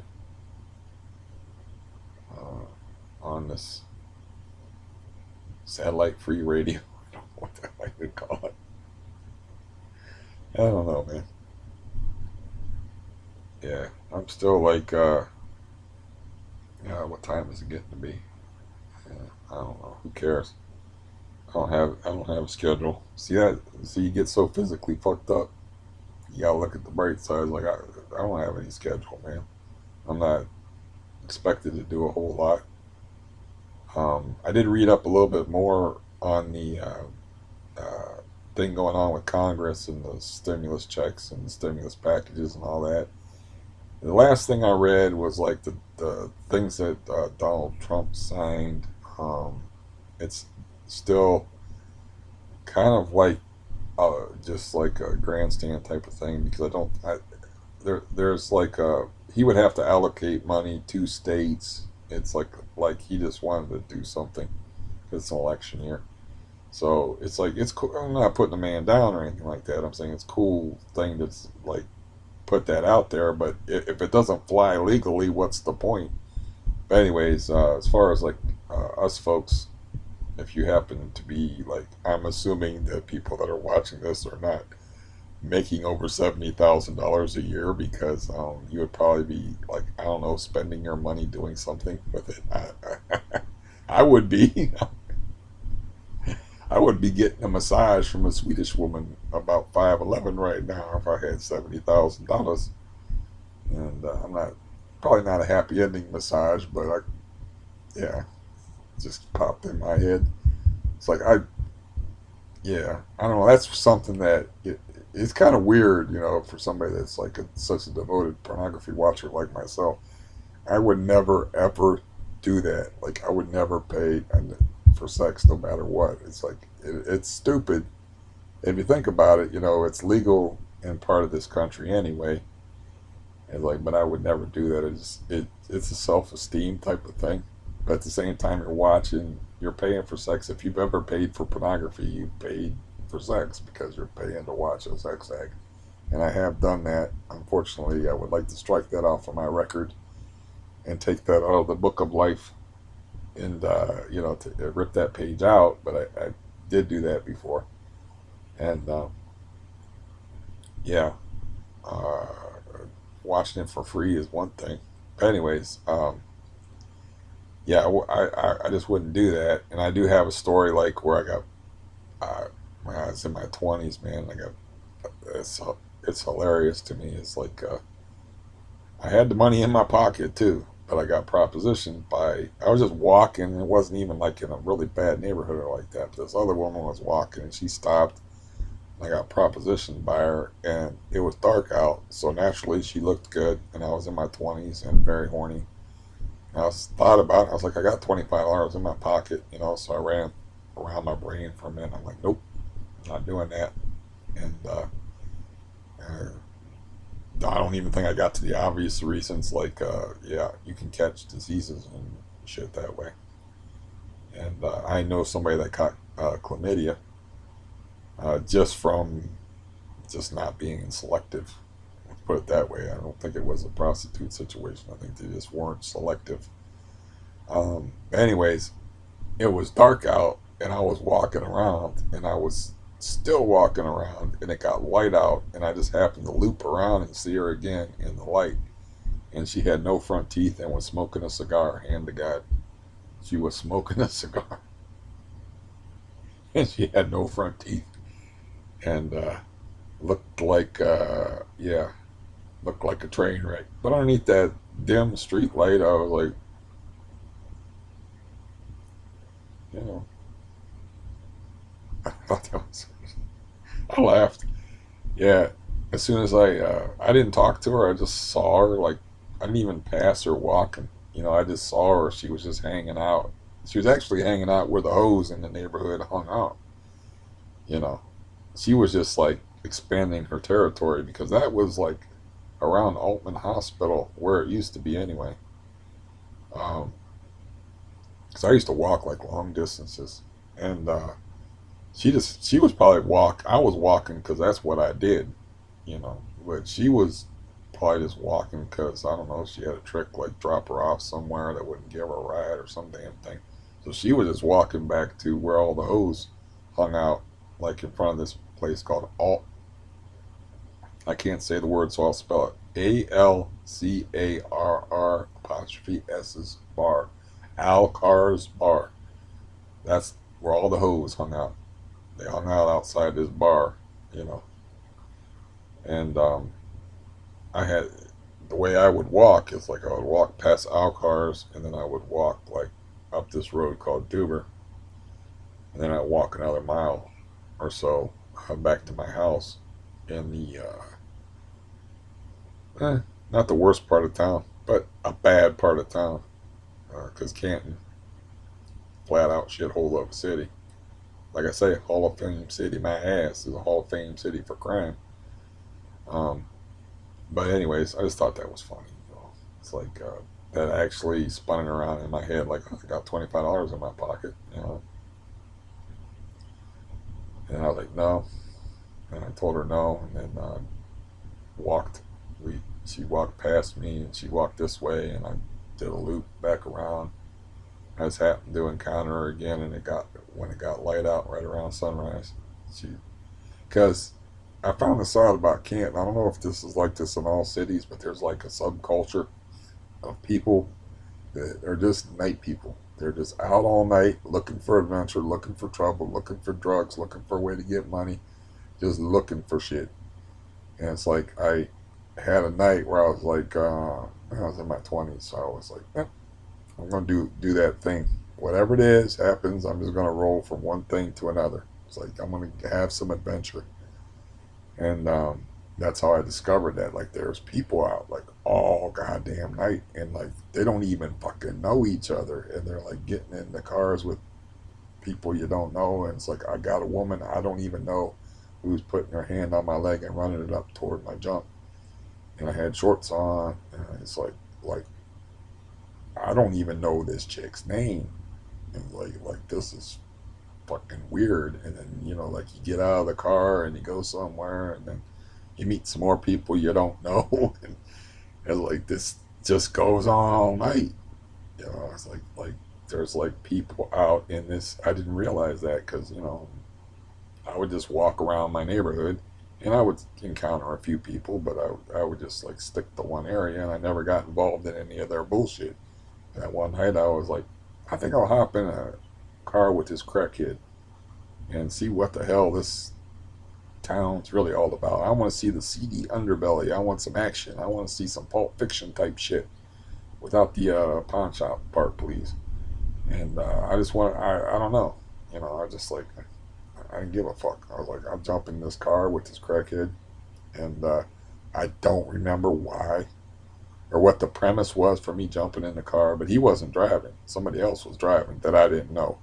And then like people got out of the car and other people came in the car, and like I don't even think any drugs was smoked in the car. I think it was all about people looking for drugs because like I said, that I told that story before. The girl jumped in the car in the back seat with me, and she realized I was only her only prospect for anybody to have any money. So that's why I got the hand on the leg treatment. Is because she was just trying to get some money for some drugs, and I was the best prospect. And like I said, next thing I know, man, she's running her hand up my thigh. Oh, like what the fuck, you know? I mean, I looked at her, and then she stopped, and she just started rubbing my leg and looking at me in a certain kind of way, and I'm like, what the hell's going on here? And that's when the evening, I was like, man, fuck this. I was like, this is really fucking weird, because, yeah, this woman don't even know my name, and I don't know her name, and if I wanted to, yeah. So I don't know if all towns are like that. I don't know, you know. I just Canton was like that. That's, I guess, why it was the crime capital of the world. There was just people running around doing crazy shit all night, interacting with people they didn't know, and you know, it was just like a bunch of people looking for action, looking for something. I don't, you know, looking for drugs mainly, probably. But that's why that woman was up all. She was a whore, and that's why she was up all night. And that's what led me into the exploration of the seedy underbelly of Canton, which was there all the time. And, you know, I'd be walking out at night, and like one time I walked around the corner and I about bumped into this dude, and I was like, "Oh man, sorry." And he didn't even respond in any appropriate fashion to that. He was like, "Man, you better stay away from that bitch because she'll bite you." I'm like, "What the hell does that even mean?" And there was a woman like standing there, like, I don't know, underneath the street light, like so far away, yelling shit at him. They were having a fight, I guess. I'm like, okay, whatever this is, I don't want no part of it. And then I would run into this dude over and over again, and he was like funny as hell, man. And he was always saying stuff that was just crazy. And then he's like, "Hey, man, how's it going?" And he acted like we were friends. And I was like, I don't know the guy's name, but he'd like throw me a beer. Man, get this. This is a cool motherfucker right here, man. Get this guy a beer. Joe, hand me a beer. Told me a beer out of the car, and he might be drinking one himself while he was driving. It didn't matter. And you know, he's like, "Man, I'll catch you later, bro." I like that guy, man. He's funny. I don't ever remember saying nothing funny to him at all. But maybe he liked the funny way I walked. I don't fucking know. I'd run into this guy periodically.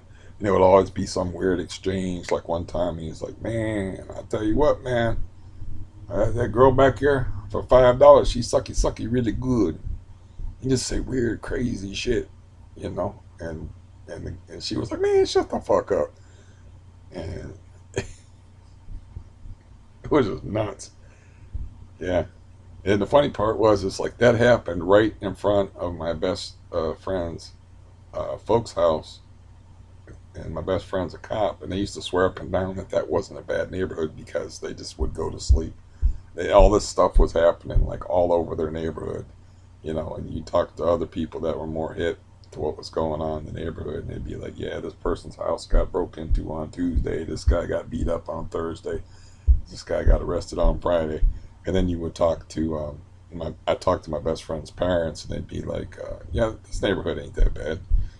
I'm like, "Well, you should try taking a walk about 3 o'clock in the morning, and then you might readjust your opinion of this town because there's all kind of shit happening." And I remember like the first time I moved into those apartments, like I said, man, a guy opened fire.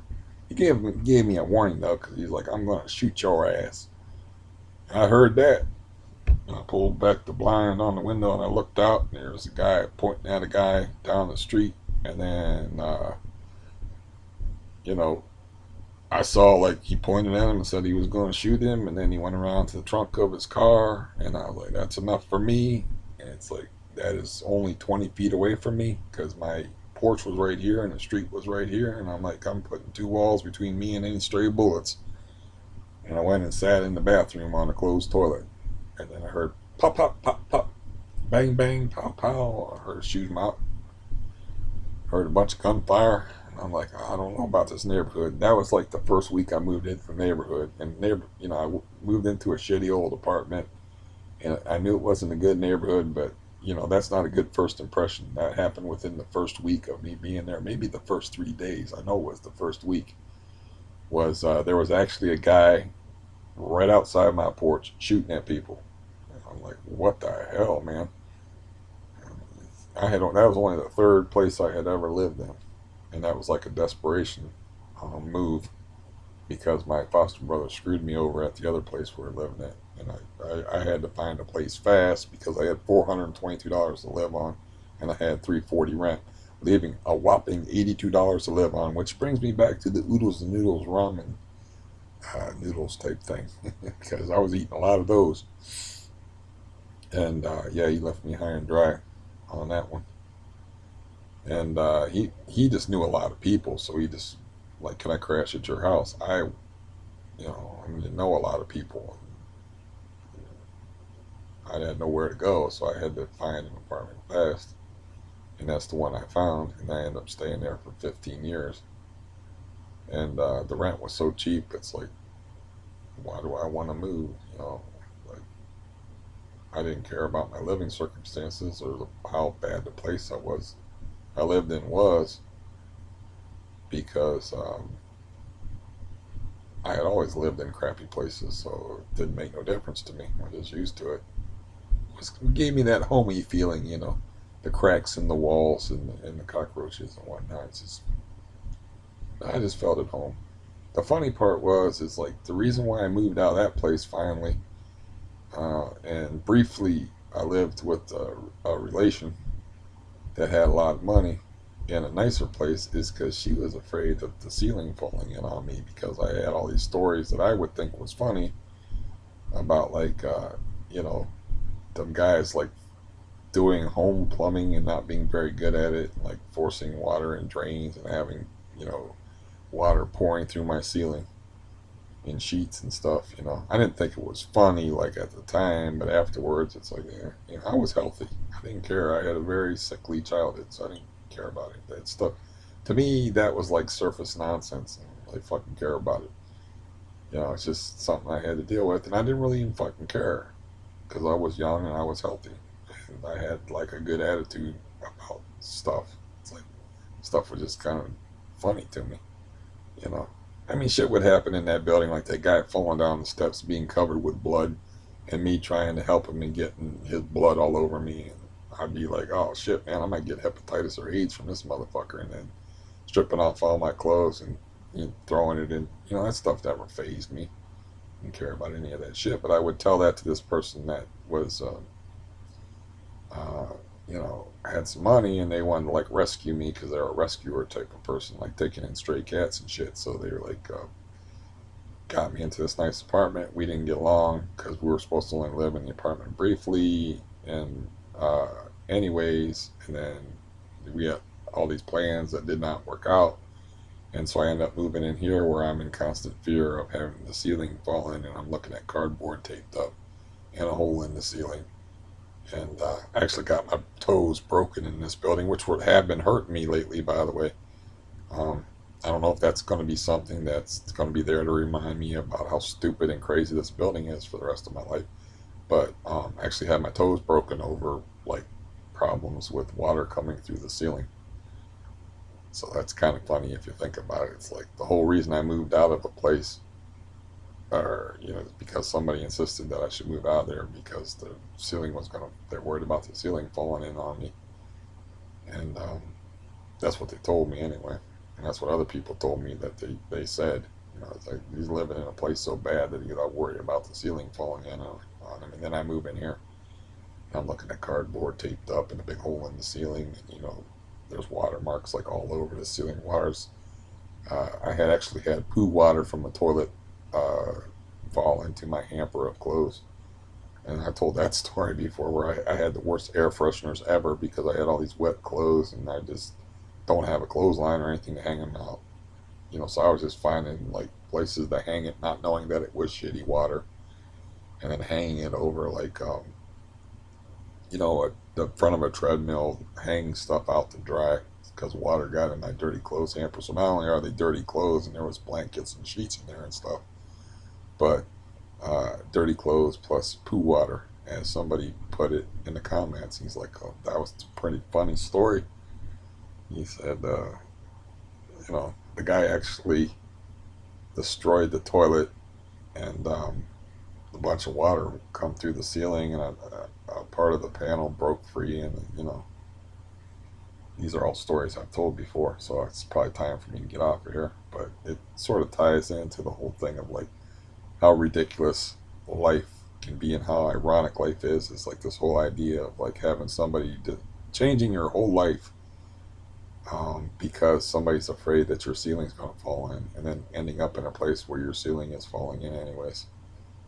But it changed my whole life because it I was healthy living in that place where the water was coming in the ceiling for 15 years, which was a stopgap measure because a 15-year stopgap measure because My foster brother screwed me over living in this other place, and I had to find a place fast.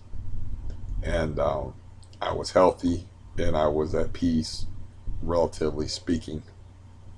But I could walk for miles and miles and miles and run into cigar smoking hoes at 5 in the morning if I wanted to, um, and have adventures with complete strangers trying to grab my nuts and shit. Uh, and I was fine. And then, because somebody gets this notion in my head, my whole life changes. And I end up in this city, in this apartment, and my life goes totally down the toilet.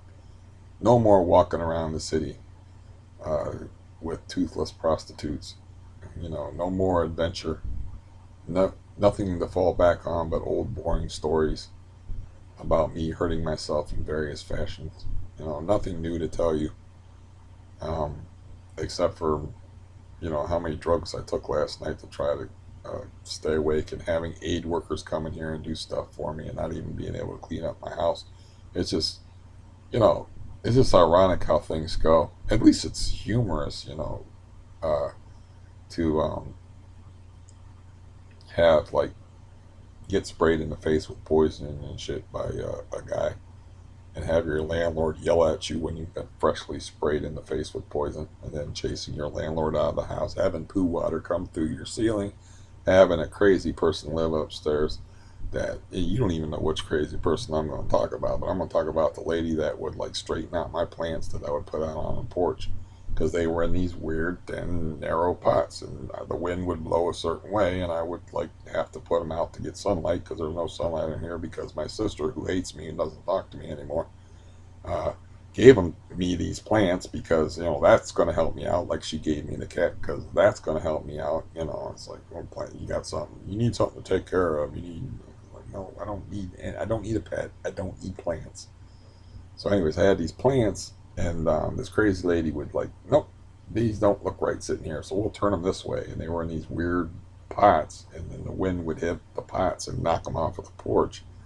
After about 3 times, I was like, man, maybe I'll try putting it on this side of the porch where there's not that much of a drop off. And I think she stopped fucking with them, because I think what it was is the door was over here on this side of the porch. She'd come over and see my plants sitting on that side of the porch, and she'd be like, she would like had OCD or something. She would like literally vacuuming. I heard her vacuum 3 times a day, every day. So she had issues, and she was the one that like had a dripping toilet. Like the toilet tank had a little crack in it, and it had this drip, and this drip was dripping for months and months and months, and finally, it just kept hitting that corner panel until one night I'm almost passing out. I jump up, I'm full awake, because this panel finally gives way, and it just exploded into a bunch of like they're real thick panels, and there was just like crumbling stuff everywhere, all over the place. It just come crashing down and hit the floor, and like at 2 o'clock in the morning. And then I found out from the landlord that it was a crack in her toilet tank, and they were just letting it drip on the floor and ignoring it, because for some reason she didn't want to tell the landlord about it.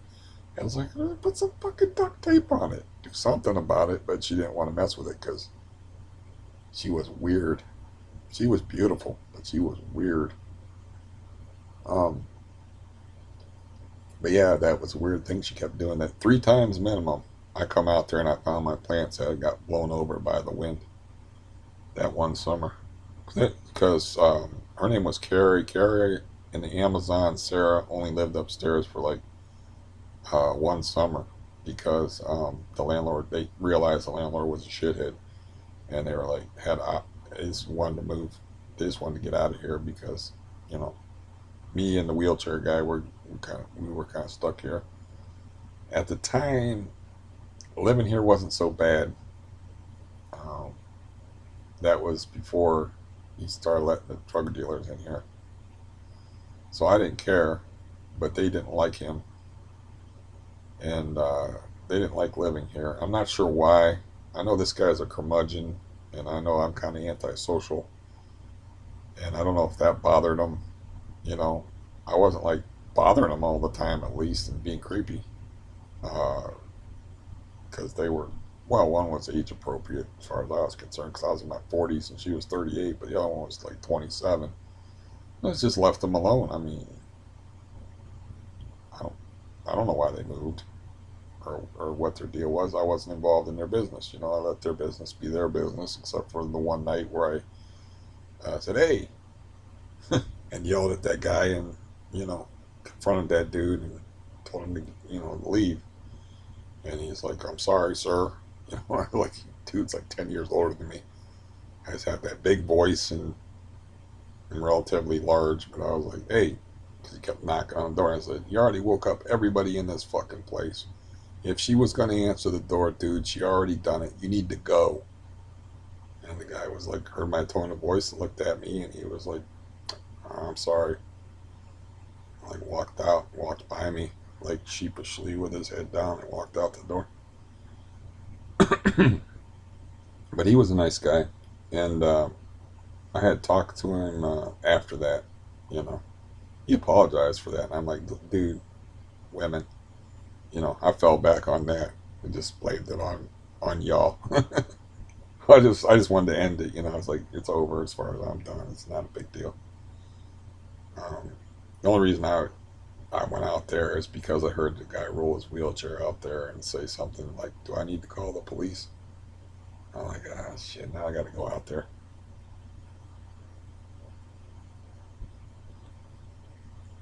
Well, are you tired of me yet? My repetitive old stories that I'm visiting because I don't have a life anymore.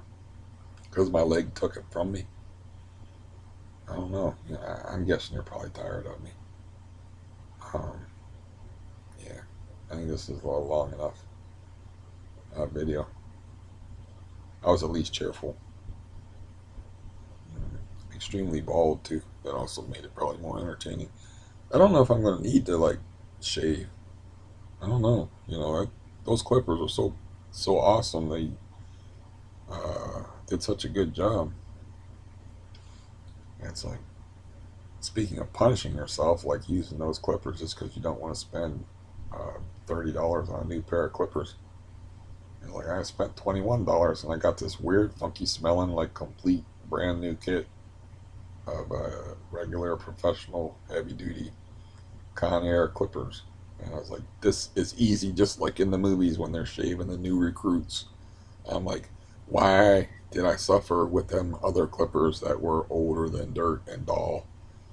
It's like, because it would literally take me hours to clipper my head. It took me like 15 minutes because it's hard to clipper your own head. You have to feel around and say, "Oh, missed this spot, missed that spot." But, you know, um, I was like, no, I was pleasantly surprised by that. I didn't realize those old clippers were in that bad a shape. Um, I don't mind the clean head look. I don't care. You know, it's like I don't have much choice as far as like this much of my head anyway. So, and I got like I don't have like gray hair. I have white hair. So I was thinking about like I'll try. What do you think about this idea? Just to be like weird or just in case I'm not distinctive enough and odd enough. Like, what if I just like grew like sideburns? I can't grow a beard really good, so they would just be sideburns. They would just be like here and like around my ear, because that's a hard place to clipper anyway. And like they would be white though. That would be a weird look, because my that's where like most of my I don't get gray hair. I got white hair. That's most of you know I get white. I get, most of my white hair is like right here. I don't really have a salt and pepper thing going for my remaining hairs. I got white hair in the back here, and then I got white hair on my sideburns. So I was thinking, like, wouldn't that be funny? Just like grow out, like just shave the rest of your head, just like grow out like this part right here. I couldn't make like a mutton chop type of thing, you know, or a Starburns type of thing. I would never do that anyway. I don't know if you remember that from that Community show. But this is just some silly thoughts that I had yesterday while I was shaving my head. I was like, or clipping my head. I was like, what if I just like let this part grow out? I think I'm going to do that. See what that looks like. You know, if you're going to be weird, be weird. Go all in, man. Yeah, push in that whole pile out into the middle of the pot. Yeah, fairly distinctive enough considering that my body is like some basic abstract piece of art. You know, I'm basically like a little bit more lucid Picasso drawing since one guy said like, what's this right here? I had this drunk guy once and I was shirtless. He was like, what's going on here? And he was like poking at my body and shit. And I was just laughing. There was a bunch of people there. It wouldn't be so funny if it was just me and him. But he was like just curious. He was like, what's going on? He couldn't figure. He was confused by my upper body. I thought it was funny as hell. But he was like, he literally like was like, what's this bone right here? What's this about? I was like, that's called a clavicle. I just happen to have like a pronounced like jutting bone there, you know. And he goes like, what about that other thing on your side there? And I was like, oh, that's where they took out a rib, you know. And he was just kind of he was just kind of looking at me and analyzing it. It's like, yeah, I'm pretty distinctive and weird enough, but so the sideburn things, you know, I always wondered about like why would people like get tattoos and pierce themselves? It's like they're trying to make themselves different, you know. It's like I never had the urge to like get a tattoo or anything like that. Or I did like create a tattoo once. I like drew it. I was like, if I would ever get a tattoo, this would what it is what it would be. But that's as far as it got, you know. But it's like people are always trying to change the outside of them because they can't change the inside of them. I think I got a friend that like well, an ex-friend that like has the universal monsters like the Wolfman, Frankenstein, and it's like tats like on his arm going all the way up here. And I'm like, that is an odd life choice. I mean, and they're elaborate tattoos, and they cost a lot of money. It's like, do not understand why people do these things. So I don't understand tattoos. I don't understand piercings. I had it explained to me very unnecessarily, by the way, why people pierce their tongue. It's like, yeah, okay, I get that. All right, you know, it's like apparently a blowjob is not good enough. Okay, you have to add some. Then you got the whole separated tongue thing that's just creepy, you know. And then people learn how to move their tongue independently like a snake. It's like, why are you doing all these weird things? Just be weird in here, you know. People will remember shit like that. Don't be weird like my dad, where you're like dangerous weird. But like my dad was odd. And I was thinking, like, I was watching the show the other night, and I was thinking, like, this guy was like, you don't talk about your father much. And I'm like, man, I can't even remember. I was trying to remember some stuff about my father, but my father had so much weirdness, and he is not like me. He did not repeat his stories all that often. You know, he wasn't a big talker. He would talk about stupid shit, but as far as like stories, like the wrecking the sergeant story, I heard that once, and he only told that once. Um, the he did tell the story about cutting them three dudes more than once, but he only hinted at like the story of killing the guy. Uh, you know, I didn't get he didn't tell that story, so he wasn't like me. So I'd have to like I didn't get the privilege of repetition to remember his stories. He has a story once where he pissed off everybody at his job detail, where everybody was trying to beat his ass. And somehow he managed to piss off the entire work crew that he was working with as a young man in his 20s. And I remember him telling me something like he had a weapon in his hand and he had his back up against the wall and he was ready to take on everybody that he was working with. And the guy who was the foreman or the boss showed up and said, uh, Barton, you're fired. Get the hell out of here right now, or I'm calling the police. And that's only details I got. I don't know if he was holding a wrench, if he was holding a crowbar, or what the hell he was holding as a weapon. That's the only, you know, it's like, because he only told the story once, you know. told the story once, like 25, 30 years ago. So I don't remember that. But he was just, he didn't need any tattoos. I don't need any tattoos. If you want to, be interesting, having like a ring through your nose, it's not going to make you interesting. Or having like fake horns in your head or splitting your tongue or whatever, it's not going to make you interesting. It's going to, it might make you repulsive. I think the tongue thing's repulsive personally. It's just creepy. I won't say, okay, I probably shouldn't go there, but I won't say I've never looked for, I've never found one, but I've never looked for an act of fellatio involving a woman with a split tongue. I never found one. I'm not saying I've never made that search on the internet just to see, is there some kind of purpose to this? Is it like, to get on both sides of the thing and do this? These are the things that keep me awake at night and kept me out of the really good schools. I've always liked that expression, but it doesn't really work for me. These are the kind of things that kept me out of the really good schools. That's what George Carlin, I think's a line. He's like, these are the kind of thoughts that kept me out of the really good schools.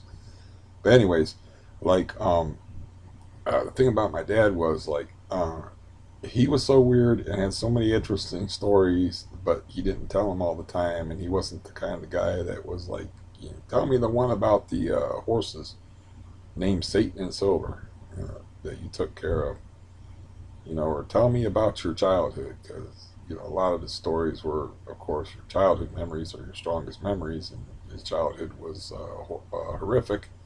So you couldn't ask him shit. I didn't ask him like, I want to hear this, or I want to tell me about this, or I didn't ask him a lot of questions. I'd ask him questions once he started talking, you know, like sometimes it was a bad idea. Like when he was telling the sergeant story, I think I asked him, uh, so you, I asked for clarification. So I was like, so you followed him down the steps? He's like, yeah, I followed him down the steps. The guy outweighed me about 50 pounds. You think, I knew I couldn't take him one on one. You know, he's like, he was a sergeant. What he meant by that was like, they're trained in hand to hand combat. He's like, I was good at hand to hand combat, but I'm not, guy's way bigger than me, and that's his fucking job, and he's trained, that's all subtext. But in other words, asking him questions not always a good idea. So, you know, but yeah, I was thinking about it the other day. It's like, man, I can't remember. Um,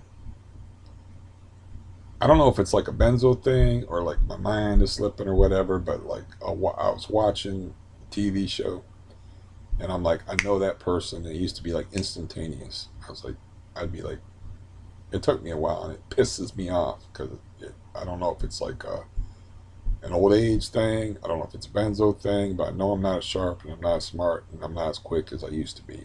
It took me a minute, but I'm like, that's the woman off of Deadwood.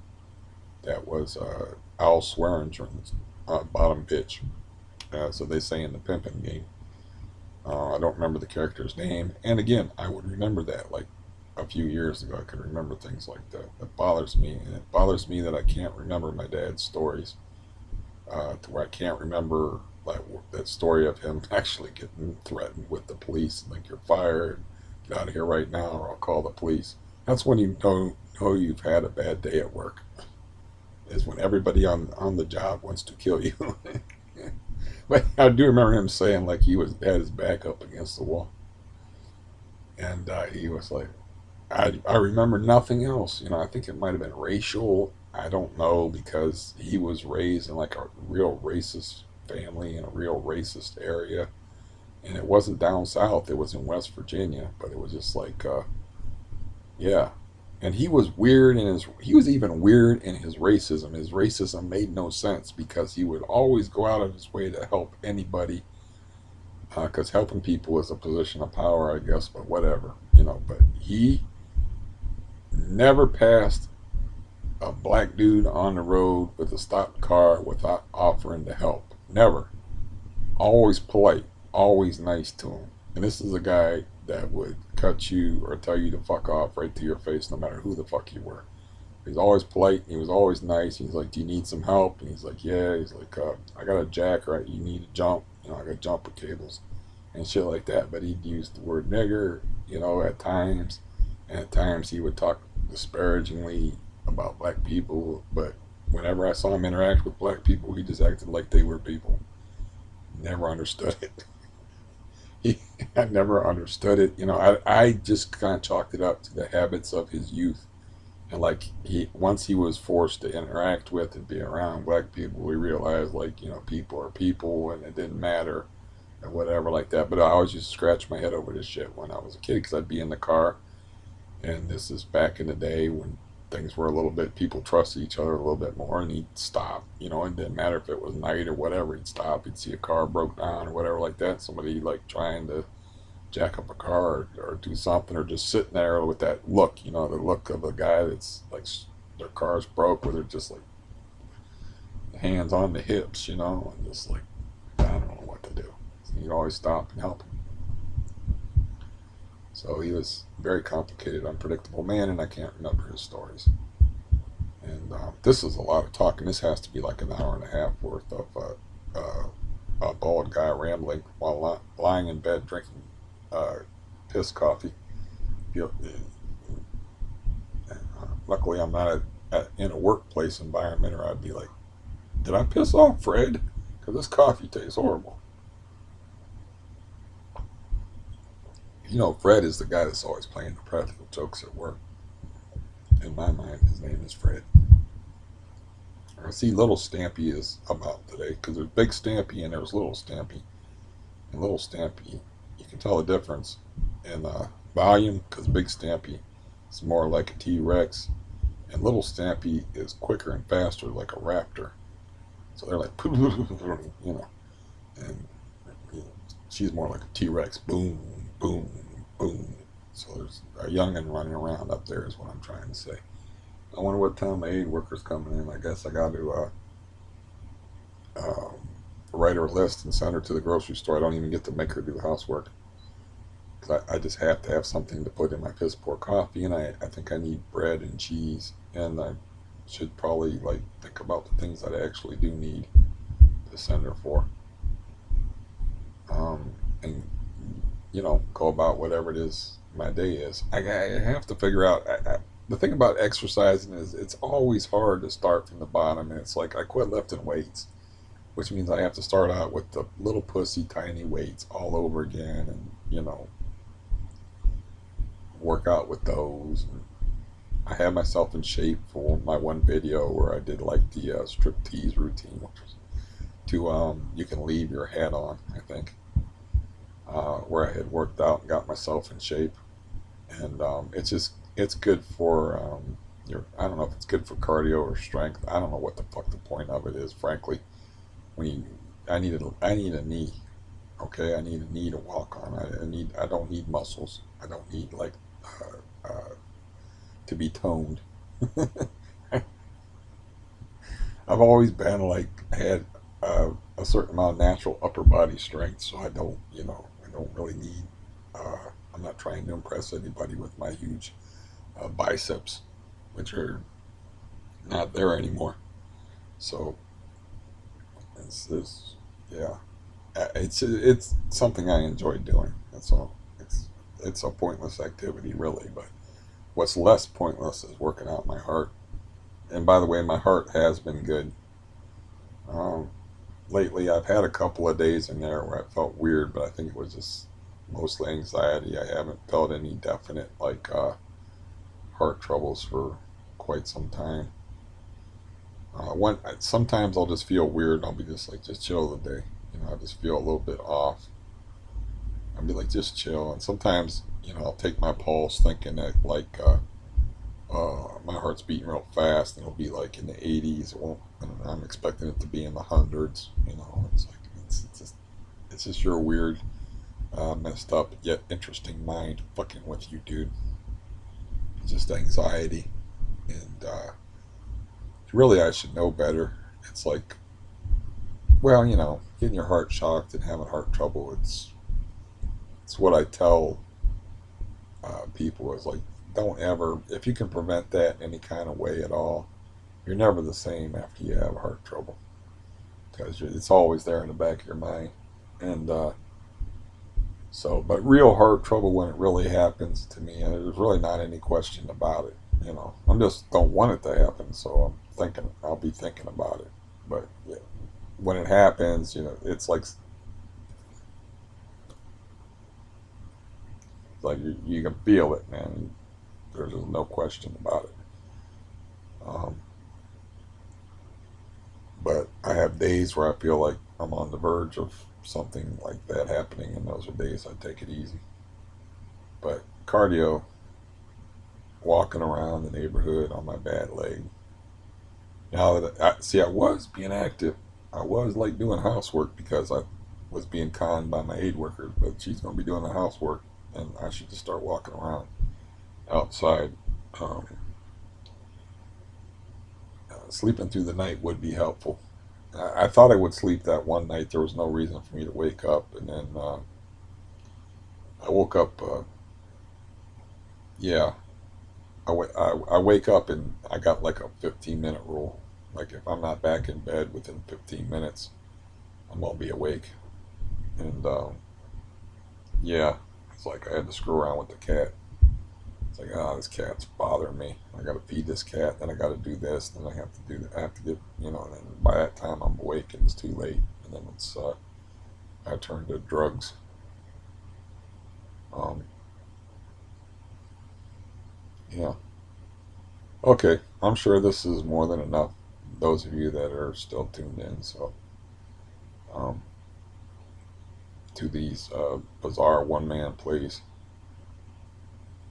which are, it's what I think what I called my first video I ever did like this was a one-man play.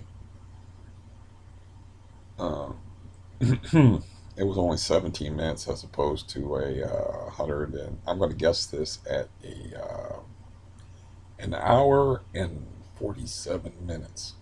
Let's see if I'm how close I got, because it says right there at the bottom of the screen. Oh my God, 2 hours and 11 minutes. Are you kidding me? Okay, so if you hung around for the for this, man, what are you doing? Reevaluate your life. It's not low self-esteem talking or anything, you know. It's free entertainment. I have I can't. I'm sorry, I don't remember your name, dude. But I have one guy. It's like he told me he watched the plumbing video, and I told him ahead of time. He said he wanted to see it, and I said it's pretty boring. Not a lot happens in it, because uh, I closed the door so you can't even hear what's dialogue in it. It's the talking. There's talking outside the room, but I had the door closed. I had the window open, so it's mostly like looking at a blank room. And he's like, yeah, I'm easy to please when it comes to entertainment. He said more or less. But if he's still watching, I thought I'd give him a shout out because he was like, yeah, it was pretty. I think he agreed with me that it was pretty boring. There's only a part in there where like I confront the landlord about the bathtub falling through the ceiling and just tell him drugs are bad, okay?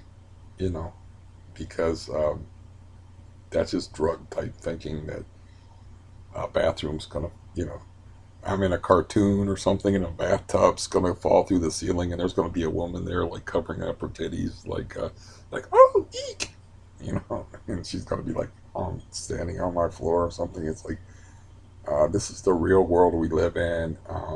That's not gonna happen. They it's just not gonna happen. I mean, first of all, the fact that that woman would say that about herself, she's actually calling herself fat. Yeah.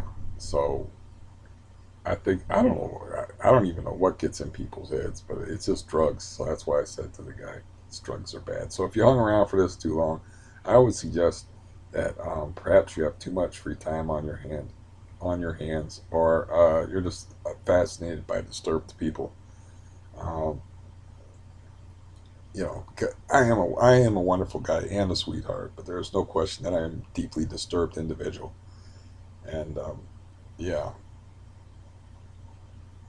so I try to avoid the repeats. I just reference the repeats in here, But I can't make any new adventures or new stories anymore. It's fucking horrible. So I guess I would like to have a new knee so I could go out there and injure myself and yeah, accidentally burn parts of my body or cut, stab, or end up in weird situations or just have some kind of adventure.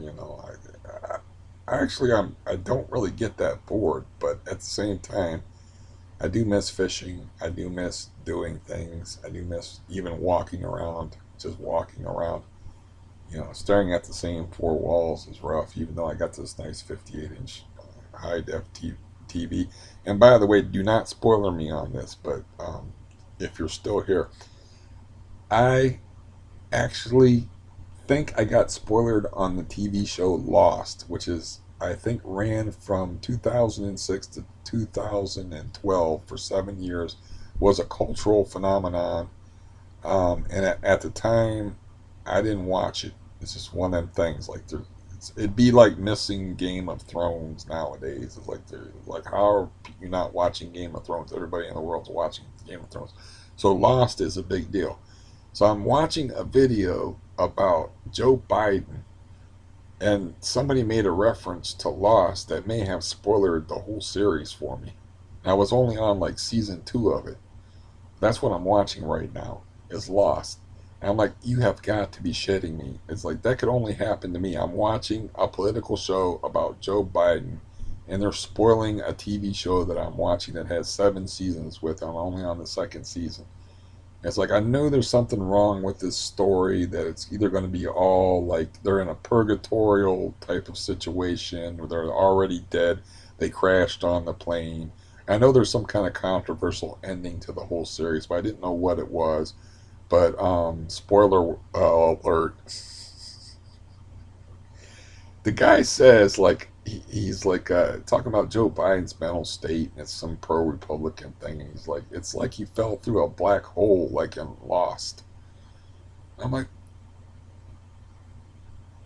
is that what this show is that I'm watching? Is like they fell through a black hole into a parallel universe in a plane? Is that what this is going to be? And I was like, I hope not.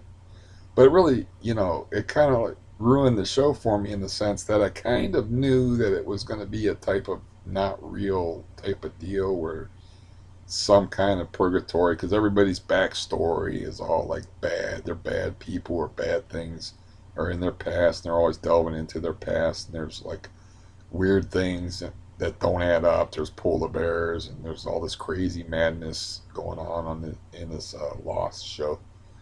And I'm guessing purgatory. I'm thinking they're in purgatory and they're all dead. That's my guess on it.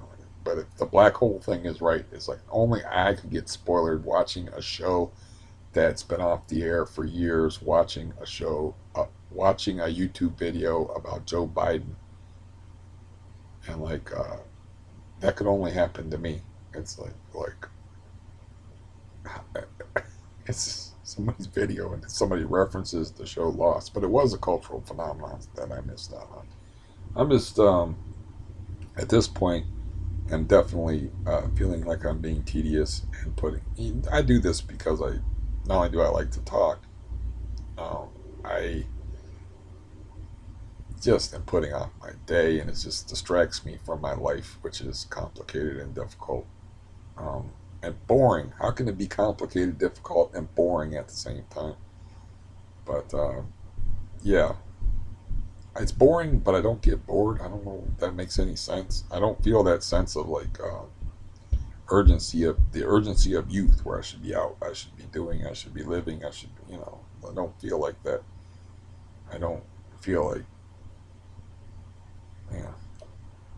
Maybe when I save up the $10,000, maybe I'll get some music lessons, because I do. I'm still interested in music. I'd like the learning side of it. I already know that my technique is dead in the water, but I would like to learn about it. I'd like to get a guitar teacher. That would be cool. I have enough money for that now that I'm like way old, and it's kind of too late. Somebody is ringing my phone, so that's my cue to get the F out of here. Or my phone lit up anyway. No, it just lit up because it's a dick, but I'm out of here anyway. Uh, I hope you enjoyed at least part of that. And if you're still here, I'm assuming that you enjoyed some of it. And, hey, it's free entertainment. It's better than watching the walls or watching paint dry, grass grow. I can't say it's better than watching rain fall because watching rain fall can be pretty cool. Or watching a fire, watching it rain's kind of cool. You know, many times I have a. Let me do one more story for you. I have a story that's very cool. And it's a very cavemanish where me and my brother-in-law, whose nickname is Wizard, were trapped in a cave, and we started a fire like a couple of cavemen. We got trapped. We got in a total downpour in this place called Beach City, which is, by the way, had really bad cops in it. That you didn't want to mess with the cops around there in Beach City. I think it's the name of the city. It's the name of the reservoir in the city that we were fishing at.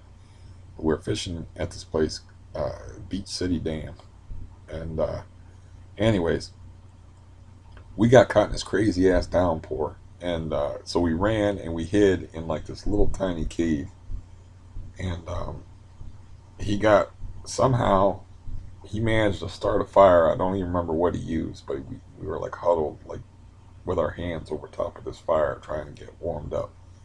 And that was a cool day, man. That was one of my favorite days altogether. Cause yeah, I was just had a really nice moment there where like we were like cavemen and we're stuck in a cave and it was pouring down rain like crazy outside this little tiny cave. Because if you look it up on a computer, which you're not going to, I understand this, but there's something called Beach City Caves. They actually have caves. This is not even part of Beach City's caves. This was just a random little cave that we found that we hid it and we started a fire and tried to warm ourselves up, and it actually got warm in this little cave, and we watched the rain fall. So my point being is that yeah, watching me is probably better than watching the walls, watching the ceiling, watching paint dry, watching grass grow, but it's not better than watching the rain. It's better than watching sunshine because watching sunshine is really boring and bad for your eyes. So, you know, yeah, it is. I mean, it is better than what I gotta get out of here. I'm just being stupid. I'm allowed to be stupid though. I reserve the right to acting like a ridiculous, foolish person because anybody that burns their dick, stabs themselves in the foot with a broken wine bottle, or cuts their own leg and makes midget references is definitely a foolish and ridiculous person. So I have no problem with being a foolish and ridiculous person because that is who I am. I don't need tattoos. I may need sideburns. I'm going to try the sideburns thing just for the hell of it. It's going to take a while though. Anyways, goodbye, good night, good evening, good afternoon, whatever the case may be. I am gone.